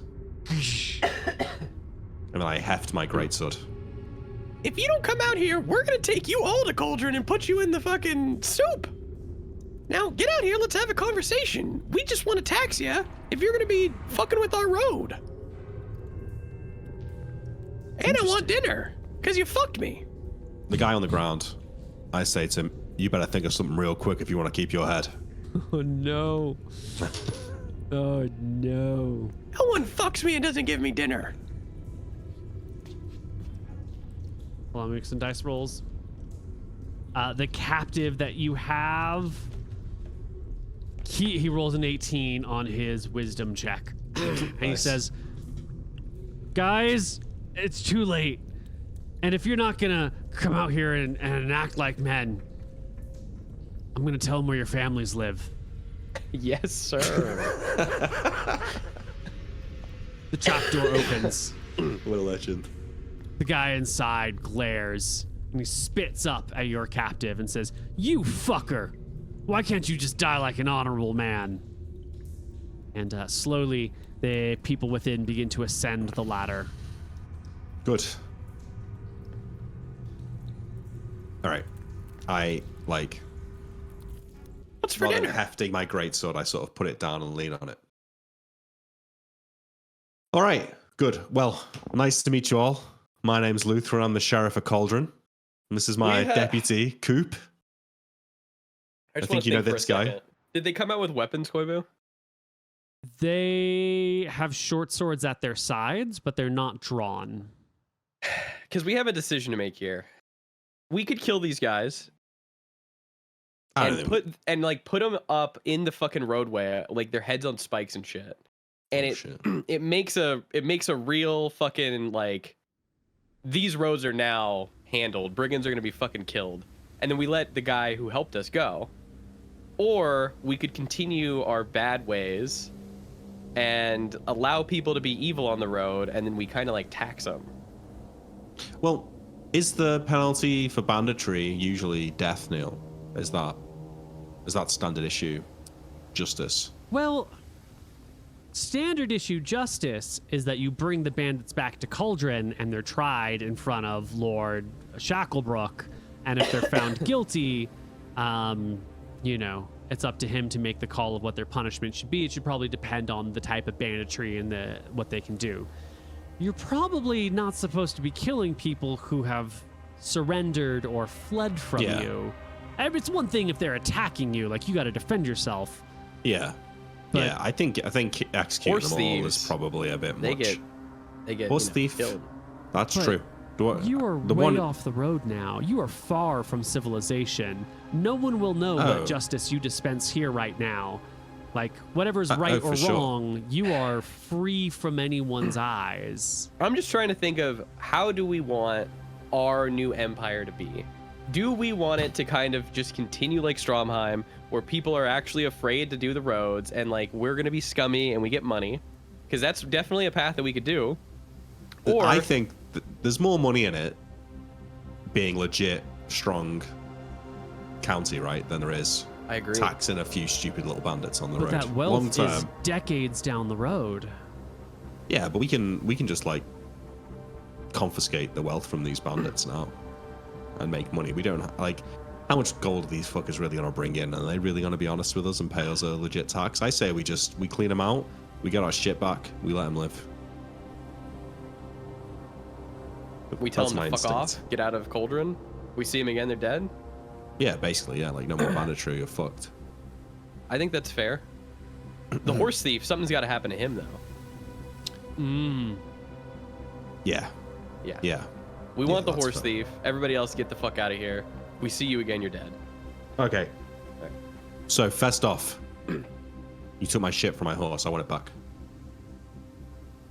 They exchange looks, and the guy who took the horse nudges. He's the most injured of the group.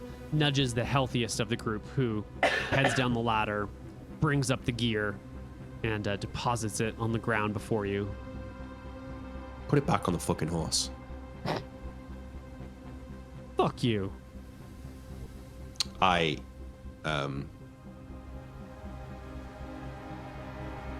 did we just kill a horse thief here and out for that? I'd like to bring him back. You want to bring him back? Okay. I think Lord Cauldron or Lord Shacklebrook would love that. Okay. He says, "Fuck you." I sheath my sword. I'm back on the horse, and then I bend down to pick up my stuff in front of him, right? And then as I'm like bending down in front of him, I want to kind of like headbutt him on the way up, just fucking like boom, and then I'm just gonna. See, I feel like Luther should have no problem in kicking the shit out of this guy in this situation, but I appreciate I'm probably gonna roll it too. But I just want to like nut him basically for being a cheeky cunt. Yeah, well, I'm gonna need the die roll, Luther. You're trying to give up your dirty, thieving ways and be a fighter. It's a new approach. So give me how a fighter would do this, not how a dirty thief would do this. With a just Come roll on, well. Nick. Yeah, okay. So Probably a it's just- surprise here. It's a surprise then, Neil, because he doesn't see it coming. There you Yes. go. Easy. I don't think you get the +2 in this situation, but yeah. The 15 alone is good enough, Okay. regardless of I the thought that modifiers. was for surprise. Surprise is only a +1 modifier. Oh, okay. You crack him. You said in the nuts, or were you hitting No, with your head? I headbutt him. Yeah. Okay, yeah. I go You to I headbutt fucking him. headbutt it. He stumbles backwards in pain, clasping his head, I just fucking headbutt it. goes down, starts picking up his stuff, your stuff, and heading over the horse. You ever watch Once Upon a Time in Hollywood? There's a scene where Yeah. Brad Pitt goes back to his car after visiting the weird hippie compound, and the tires are flat, and the other tries to get the other guy to change the tire. That's kind of what I'm thinking of right here. Do you know what I'm talking about? I can't remember that scene, but yeah. Yeah, Sounds he good. doesn't want to change the tire, and so Brad Pitt beats the ever-living shit out of him, and then forces him to Insane. change the tire. Yeah. There you go. That's exactly what's happening. So how many people we've got? We've got the horse thief on 1 HP. We've got the guy who's just been headbutted. We've got what, our 2 prisoner, Yes, and then one more. and then one more guy. Okay. Yeah, so 4 total, including the So we prisoner. let 3 go. Well, and we need to get. We the should horse get thief. some more gold from them, no? Yeah, duh. All right. I mean, how do we? Yeah, I'm following your lead. Yeah. I think that. What do you think? We should probably send one of us down there to loot it. All Let's right. time up. Let's time Listen up. up. We got some rope. I get the rope off the horse, and I hand it to you. Whoa, Tie these whoa, fuckers whoa! up. They put their hands up. Hey, now, we're cooperating. There ain't no need for that. There's still Well, you 3 of see- us here. Oh, what's that meant to mean? It means you don't need Listen. to tie us up. This is how this is gonna go. You're gonna drop your short swords to your. You're gonna drop them. You're gonna throw them on the ground. You're gonna get tied up. We're gonna let all of you go, except for you. Point to the horse thief on 1 HP. You. You're coming back to Lord Shacklebrook, and then the rest of you, we don't want to see you on the Cauldron West Road ever again. Otherwise, we're gonna fucking kill you here and put your head on spikes.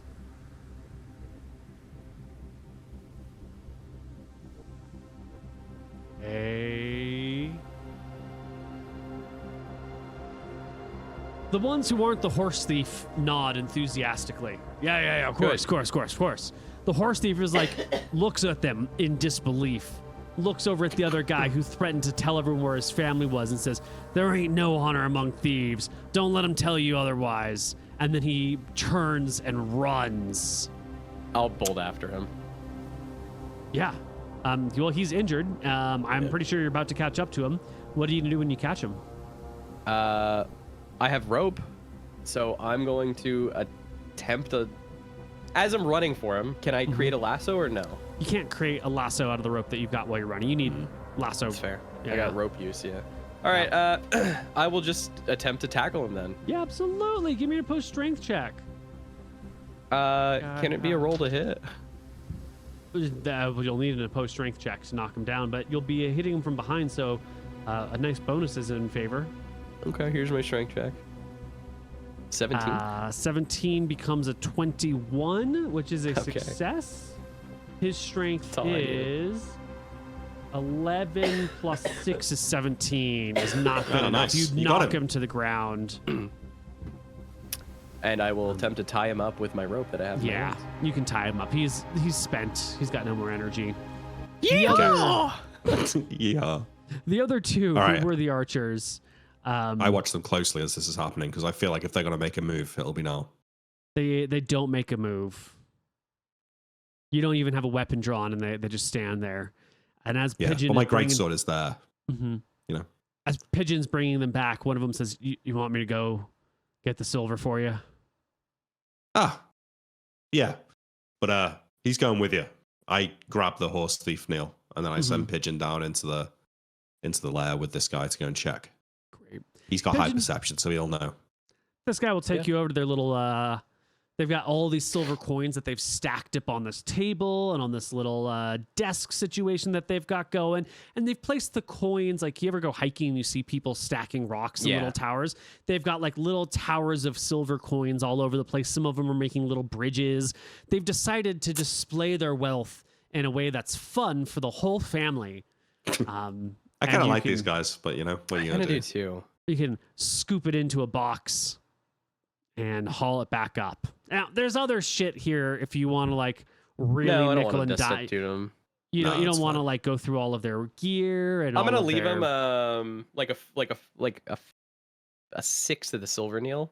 Okay. Because I appreciate that, like, you know, these guys, we want them to get the fuck out of town. I mean, they need money to get the fuck out of town. Yeah. Yeah. So I'll leave him a sixth. You know what? I'll give him a Alright. fifth. I'll give him 25%. So 20%. You went from a 6 to 20%. Sorry, yeah, that'd be 20%. a Yeah. fourth. Okay. I'll give him 25%. I leave it there. I'll scoop 75% into our bucket or whatever it is, Sure. and I'll go up, and I'll say to Luther, You know, these guys aren't so bad, and I mean, they gotta go, right? We appreciate your being cooperative. Real unfortunate business, that thing down there at the burnt out house. We can't be having that. Like you said, you know, like we said, we're new sheriffs in town. Cauldron didn't have a sheriff not 3 weeks ago, but it does now. And this shit isn't going to fly anymore. So your boy here is going to have to answer for being a horse thief because that's not cool. The rest of you guys, I think Coop's left you some silver down there. Suggest you use that, get down to Tassel and find gainful employment. They're looking for people down there. In Tassel? Employment? Yeah. You're kidding me, right? There's big changes coming in Tassel, boy. Trust me, you got more prospects there than out here. Okay.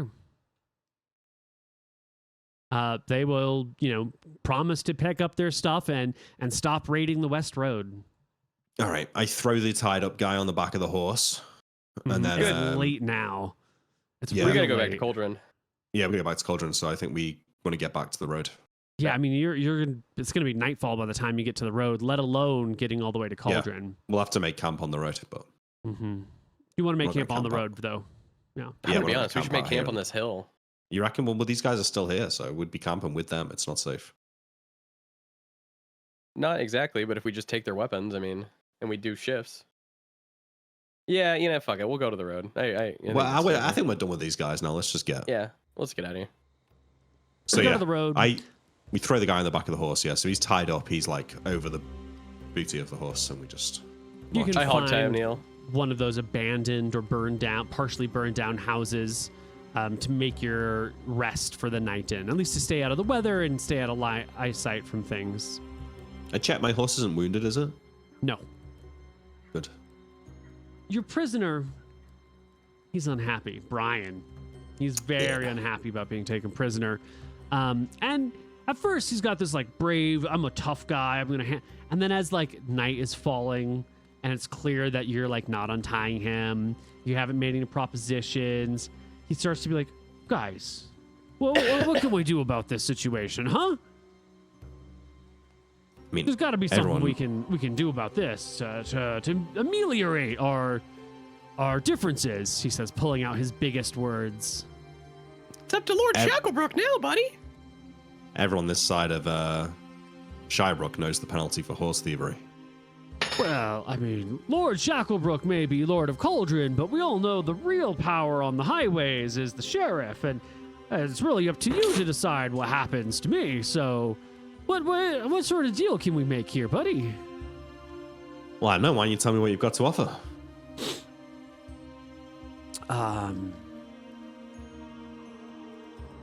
Well,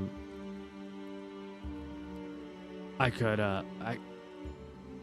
suck your dick. Oh, now that would be nice. You know, my nephew here's got pretty discerning tastes. No, I don't think. I look at him. I don't think so. He's not your type? No. And not especially as all beat up like that. Hey, He's look kind at of him. looking, Yeah, I mean, he's kind of stinky as Hey, well. I mean, Kicked his ass. there's no need to be rude. I'm just saying we've got options. There's other options too. I'm gonna take some rope and I'm gonna put it in his mouth and kind of tie it behind him. I could be a spy for you.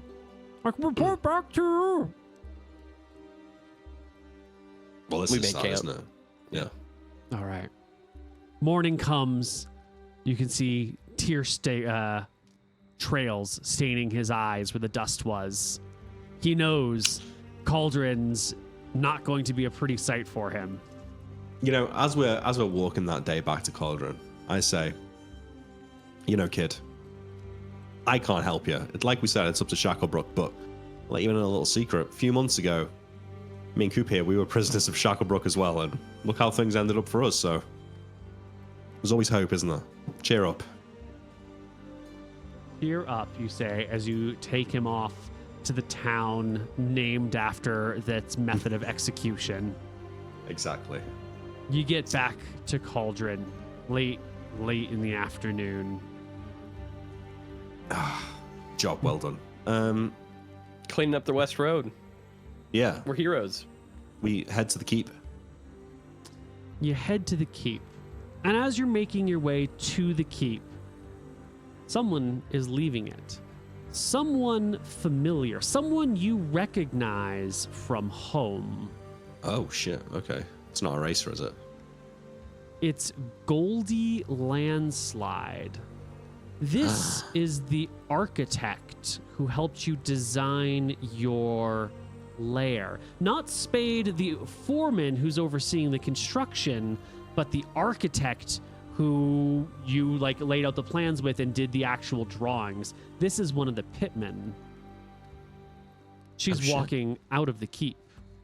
These motherfuckers, they fucked us. Absolutely, they fucked us. Does she recognize us? I don't think I say anything to her. I need you to make a charisma check to pretend like you don't recognize her.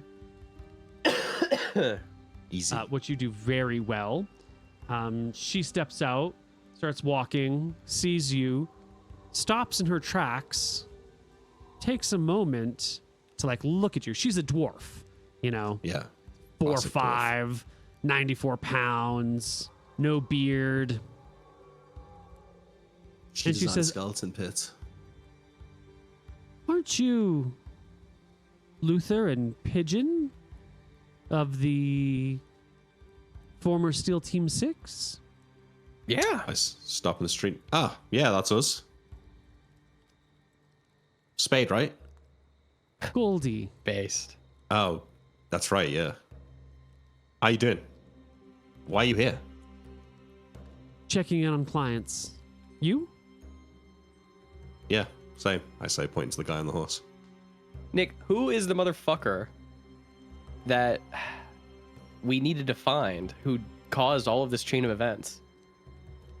Wait, what do They you were in the pitmen. Was it Reyna? No, it was. You mean PotatoMcWhiskey's character? Yes. Zavar. Zavar, yeah. I'll ask. I'll be bold. You seen Zavar lately? I didn't know you were friends. Oh, we're not. Oh. You tell him to keep out of Cauldron. They're wanted here. Thanks for the heads up. You have a pleasant day. And she Hold on. continues down the hill away from the keep. I'm gonna get that motherfucker. I say to the guy that can't stand that bitch. What'd she Guy on the do? horse. Who is she? Gosh, fucking Someone gang from a member from past life. Stromheim. Yeah. Hmm. All right, well, we're almost there. Don't worry. We'll get you down off that horse. Get you something to eat real soon. Okay. Well, You horse fucker. the fate of this man is quite sealed. The people in Yeah. Cauldron love a good boiling. And there's basically no people in Cauldron who are from Cauldron originally. Like, it's all new people, but gosh It's always darn, new to them, yeah. this is a great method of execution. It's great sport. And horse We thieves love and it. thieves in general, they need to be dealt with. This guy's Really dead. brings us all probably. together, you know. Before we do the time skip, I want to stay here till I'm back at full HP. And can we get our lady, who is going to be our new doctor, is our hope? Can she heal me? Oh yeah, she was hanging out, wasn't she? Yeah. From the circus. Oh, the circus chick. Yeah. Right. Yes. Before we get there, that Yeah, is doable. just She wanna was put going that to out stay there. around for a week. What information do you guys give to Shacklebrook? What story do you spin him? Oh, About- 100% Give him the God's truth. honest truth. Yeah. How much silver did we get from the? I don't know. 240. It's on Moon's I see. character sheet. What did we say? Was it we split it in 4? Was it? Yeah, I was split in 4. With one for the gear, one for Shacklebrook, So we'll give him 60. and one for each of us. Is that right? Yeah. Mhm. Yeah. Was that what we did, or did we do 3? That It was 4. it was 4. Was it 4? Yeah. Yeah. So we keep 180 and we give Shacklebrook 60. We say we were attacked on the road. Put 120 on you your know. character sheet. Yeah. We captured one of them. Mm-hmm. We tracked them down to their lair. You know, they stole my horse, so I had to track down the horse. This is the one that stole the horse. We let the other ones go and told them that if we see him banditrying the road again, that they'll be in big trouble. I told them to head to Tassel to get some gainful employment. And we recovered this silver. And this guy's a horse thief. And I put the 60 silver on his desk. All right. You'll be asked to take the silver to the treasurer, who's got a name that's way too cool for any given treasurer. What was the name? Wolf something? Wolfstan Freeman. Wolfston Freeman. Yeah. Yeah. Yeah. So great. I guess, yeah, Coop can take the. Did he tell us good job? Yes, he does. This is an excellent report. He is pleased that you've taken initiative, that you didn't butcher everybody, that you brought someone back here for justice to be served. He asked the guy if he has anything to say in his defense, and the guy says that you asked for a bribe to be let go. They wanted money to be let. They asked me to give them gold to let me go, and I didn't have enough gold, and so they dragged me back here. They're corrupt. They're corrupt, Your Highness. They're madmen. They're cheats and liars. You can't trust them. And Lord Shacklebrook looks at him and says, "So you admit to all the things that they said you did?" but Your Highness, there. And Shacklebrook away with him. Oh no. Oh no. So he'll be locked up All right. somewhere. And that's Yeah. that. Well, I'll take him to the dungeon, and you can take the silver to the treasurer. Do you say anything about Goldie to Lord Shacklebrook? No, not yet. I don't think. I don't know. What do you think, Lucas? I don't think we should No, step on any it's not our toes. fucking business. She's clearly there to see Shacklebrook, so Yeah. Okay. Well, the party can end. Oh, no, you want to go find the chick. Do you want to do it tomorrow or tonight? Tonight. Okay. You can go find her house. There's a gentle little fire going on inside of it. She has been renting a place, a small private place, not near the town, sort of like the edge of town. You know, she doesn't have a lot of money. She's only here for a short period of time. So something cheap and out of the way. So you can knock on the door and she opens it and it's the two of you and she immediately invites you in. Luther? Hey, Pigeon? baby cakes. Hey, do we remember her name? Baby We should know this. Annabelle. Annabelle. What's up, Annabelle? Anna- How you? Red Shield? Yes. That's right. How you Right. liking the house? Drafty. Oh. But, you know, I've lived in a lot of worse tents than that. So pleasant enough as can be. You two look like you're in need of a doctor. Is that why I am honored That's with why your we're visits? here. But you know, I was hoping to get a chance to chat to you down at the tavern, but I've not seen you there. Well, it's been nice to have a couple of days off to rest. And honestly, I'm not one for the loud pub scene very often. From time to time, maybe. Well, it'd be a pleasure to see you down there one night. But yeah, me and Pigeon here, you know, we were traveling on the West Road, ambushed by bandits. Took a few hits, but came out on top.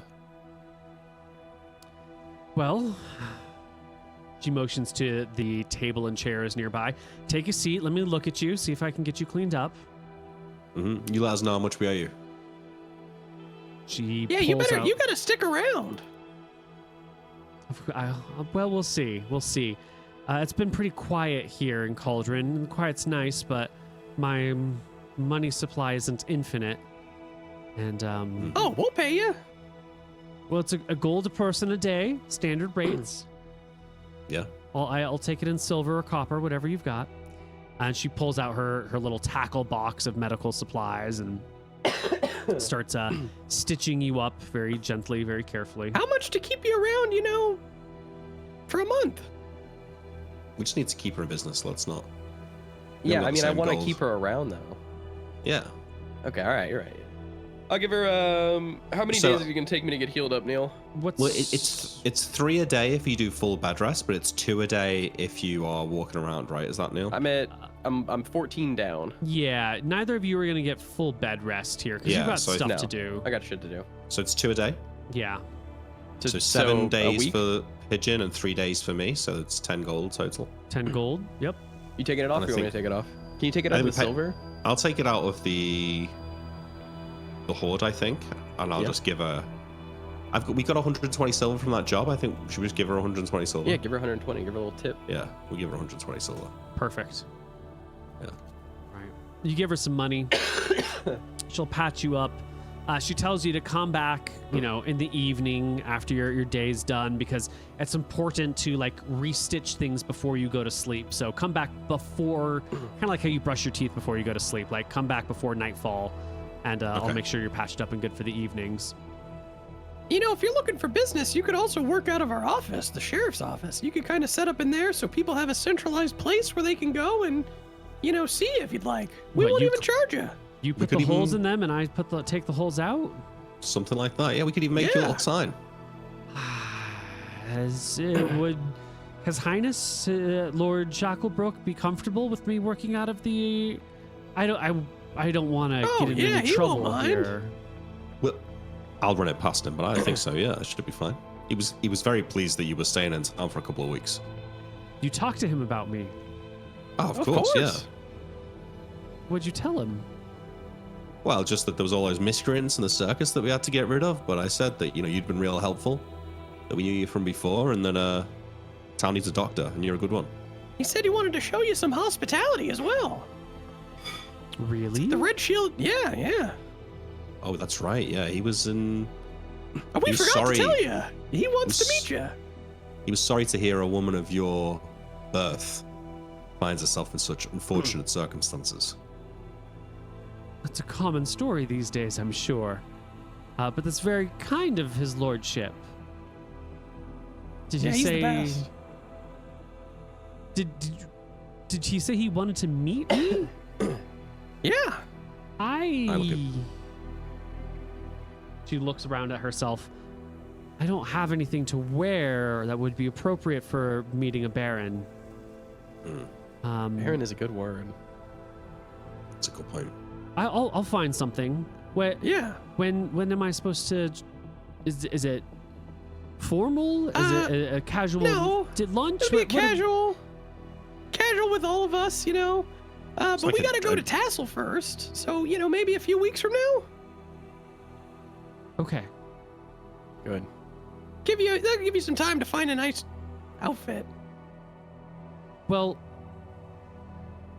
He did say, Nick, that he did want to, if we thought that she was like worthy of meeting and wasn't up to no good, that we could do an introduction. So, not lying. I think we can mention it to Shacklebrook before we go back to Tassel, and that way we can get confirmation. We can start setting it up, yeah.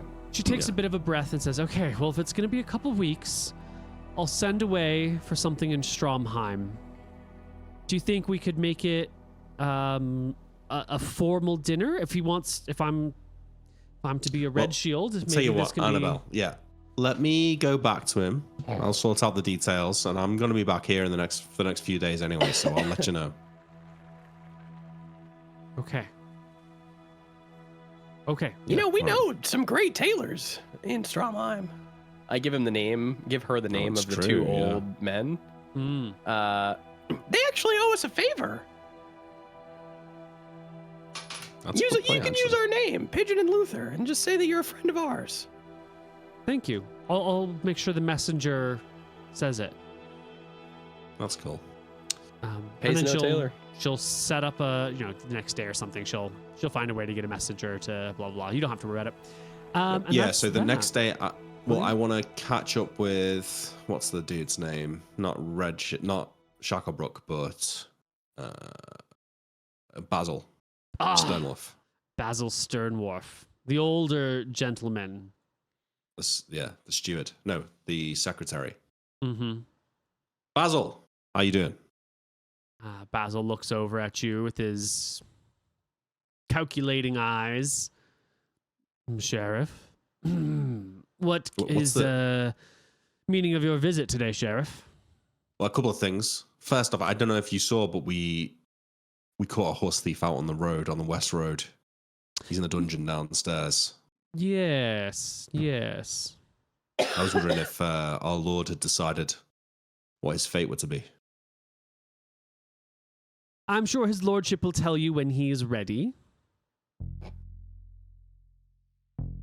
Good. Well, as long as it's in hand anyway. Of course it's in hand. Good. You remember about a week ago that circus was in town? It's the murder. I do recall the murder that happened within the last week. Yeah. Well, we were working. There's a doctor there.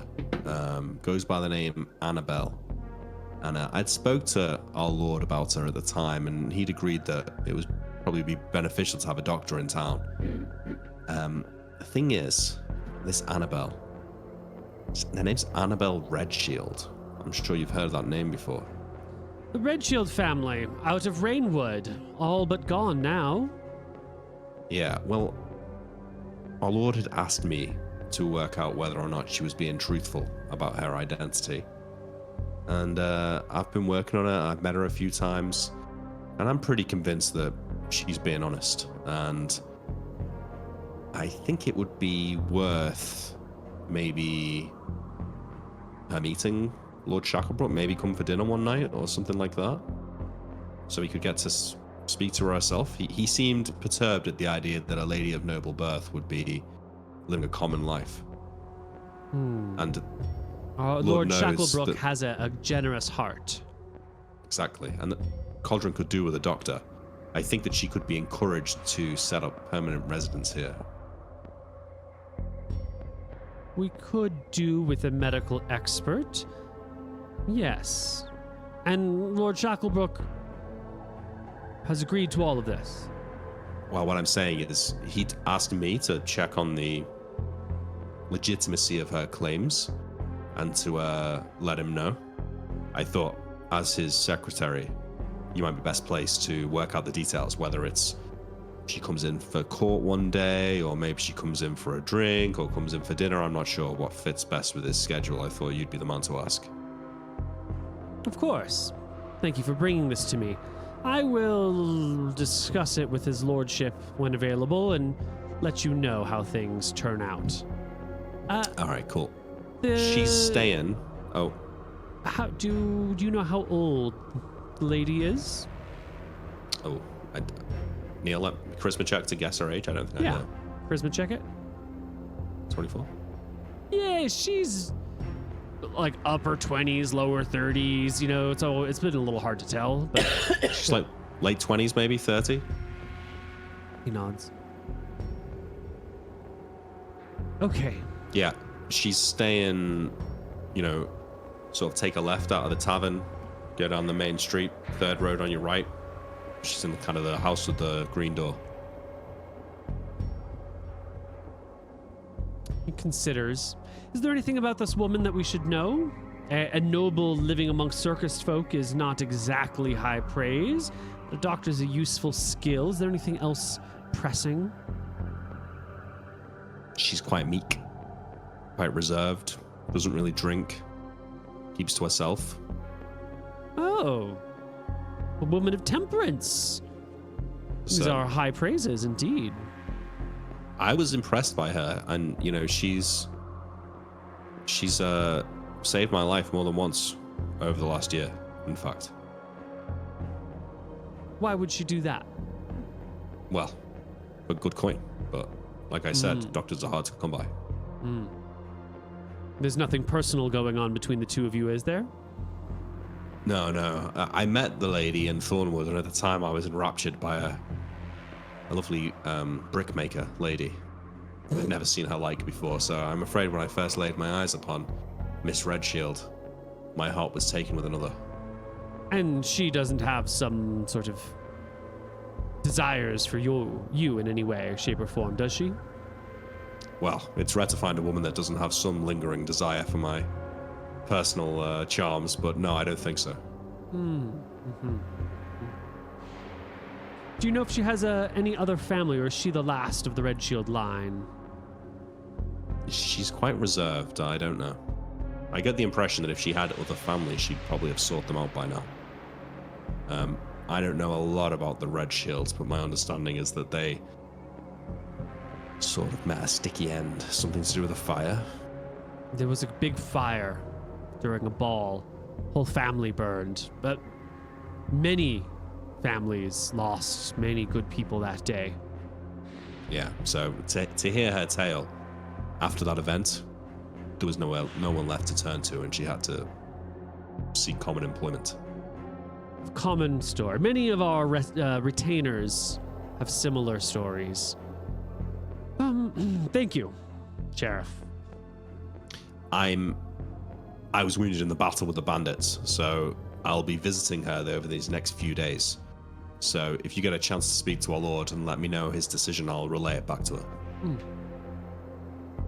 2 days later, he will give you a handwritten invitation to a dinner in the keep.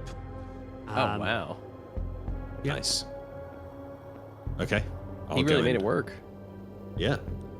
I'll go and deliver it. So the last day of my treatment, so she's like finishing stitching me up or whatever. I go, oh, by the way, I heard from Lord Shacklebrook, and I reach into my jacket and pull out the letter and hand it to her. Just like when Keir Starmer gave that letter to Trump from the Queen, from the King. It's essentially the same thing.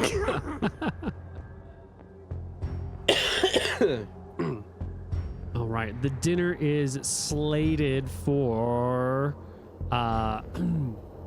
what's an appropriate, not a Friday night, not a Saturday night. Sunday's too family oriented. That's midwinter anyway. That's a holy holiday. Maybe Monday night. Yeah. That's a too busy. working. Is it going to be soon, or is it in a couple of weeks? Like, can we go to Tassel and come back for it? Or are we even invited? It'll be February the 15th. Currently, when you give her the letter, It's Wednesday the 10th, so less than a week out. You'll probably be in Tassel. Will we invited or not? We could stay. We're probably not invited though, are we? We're not nobles, so. No, you've already given her the approval. It's his time to interview her. I don't think you guys would have anything. I'm sure you'd want to be a fly on the wall, but I don't think he needs you there. Yeah, okay. Yeah, we'll go to Tassel. See, I We told did you. it. He's keen to meet you. Let's make my notes. I don't know if this is going to give you enough time to work with the tailors in Stromheim, but hopefully with this silver that we've been paying you, you can get something nice here. Yeah, she's had a week to get her stuff brought in from Stromheim. She says that I'm sure it'll be here by then, and if not, well, I will at least be honest about who I am when I arrive in rags. Did the tailors get back to you? Did they say they're gonna take it? I sent a runner, but they didn't run back to tell me. They're just going to return with the clothes, and hopefully in time. So see how that turns out. Yeah. I don't know if those tailors are gonna do it. we could lend her some money to buy clothes here if she needs it. Yeah, I mean, I think we should. Yeah. I will give her 15 gold. So She politely turns it down. No, If you don't need I it- couldn't. if you don't need it, you don't need it, and I'll take it back when I'm back from Tassel. But just in case, like, I don't want you turning up there in rags, you know? I'll be okay. Just look after it for me. If you need it, you can pay me back. I'm sure once you're employed by Shacklebrook, you'll be making more money than I will. I mean, God knows, doctor's worth more than some guy with a sword. She clasps her hands over yours that's offering the money, and before like slipping the coins out of your hand, looks you straight in the eyes and says, "Thank you, Luther. There's not many men around like you who would look out for me for... I'm not sure why. I don't know how this serves your own purposes, but thank you." And takes the You'd be coins. surprised how often I find myself severely wounded. Maybe that's just it then. Yeah, that is just it. Okay. Well, say hi to Pigeon for me. I think he's going to be here for the next few days. All right. And I leave. So I think we can probably skip ahead till Pigeon's full health, and we can head back out to Tassel. I think so. I think we'll skip ahead till Pigeon's full health, and we'll head out to Tassel, and I think we'll get to Tassel on our next session. I think All right. between Pigeon's sickness and my sickness, and being 2.5 hours into this, it's a good ending place. All right. Agreed. Good session. Good session, everybody. I think it's going well. I think the little test of how you're going to play with people on the road turned out great. There's a lot of options there. And it's nice to see these characters feeling out new in different situations. I especially like how Pigeon's calling this like our kingdom, our territory, Yeah. our empire. Yeah, escalated quickly. Can we maybe do some XP? We did just rest for a week. Of course. Of course. So let's see. There were 5 brigands. They're each worth about 100 experience. So that's 500. Fighter level or hit die. Whoops. Well, Hold on. let's just do the experience first. Here, Yeah. the combat experience, a little bit of questing experience, like you made an arrest, you brought him back, you followed the formalities, you're sort of working that angle. It's not a lot of experience to bring down some random brigands, but it's like 250. Also, the Annabelle storyline, you got her not a date, but like a meeting with Lord Shacklebrook. I don't know how much XP that's worth, maybe 100. It's an interesting development. You're putting effort into it. There's some role playing going on there, so I like it. Mm-hmm. So each of you can take home 425 before personal experience. Okay. Yeah. That's pretty good. Personal experience. Oh, wait a minute. Hold on. Hold your frickin' horses. Holding.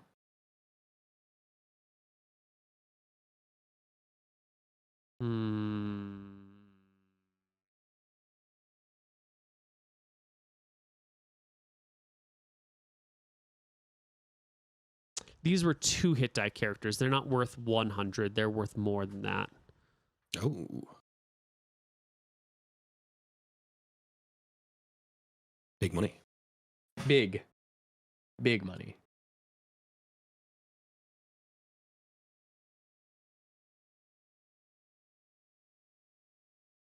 Okay, so they're actually worth 200 each. So 200 times 5 is 1,000 plus 250 plus 100 divided by 2, 675 for each of you. Thank you very much. Very nice.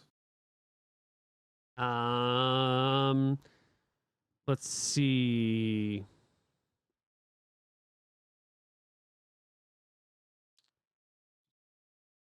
Warrior, you defeated. There were 5 of them, so that's 10 hit dice. So that's another 100 experience for you. Yeah. Rogue, you ended up getting 6 gold personally out of the ill-gotten goods, so that's 12 experience for you. Huge. Gotta count that huge. XP, bro. Yeah. Are we doing like a role-playing experience or anything like that? Yeah. Well, the 100 was for the role playing of Annabelle. Was there anything else that you think was XP worthy that you can sell me on? I would say I think it is I don't think it's XP worthy, but I think it is a big turning point in our characters that we brought the guys back versus slaughtering them all. Yeah, absolutely. Choosing to bring back one prisoner and making the decision of like, well, we're going to take the most guilty of them and let the other ones go so we don't have to manage. Like that seems like a very maturing moment for our hardly heroes. Yeah.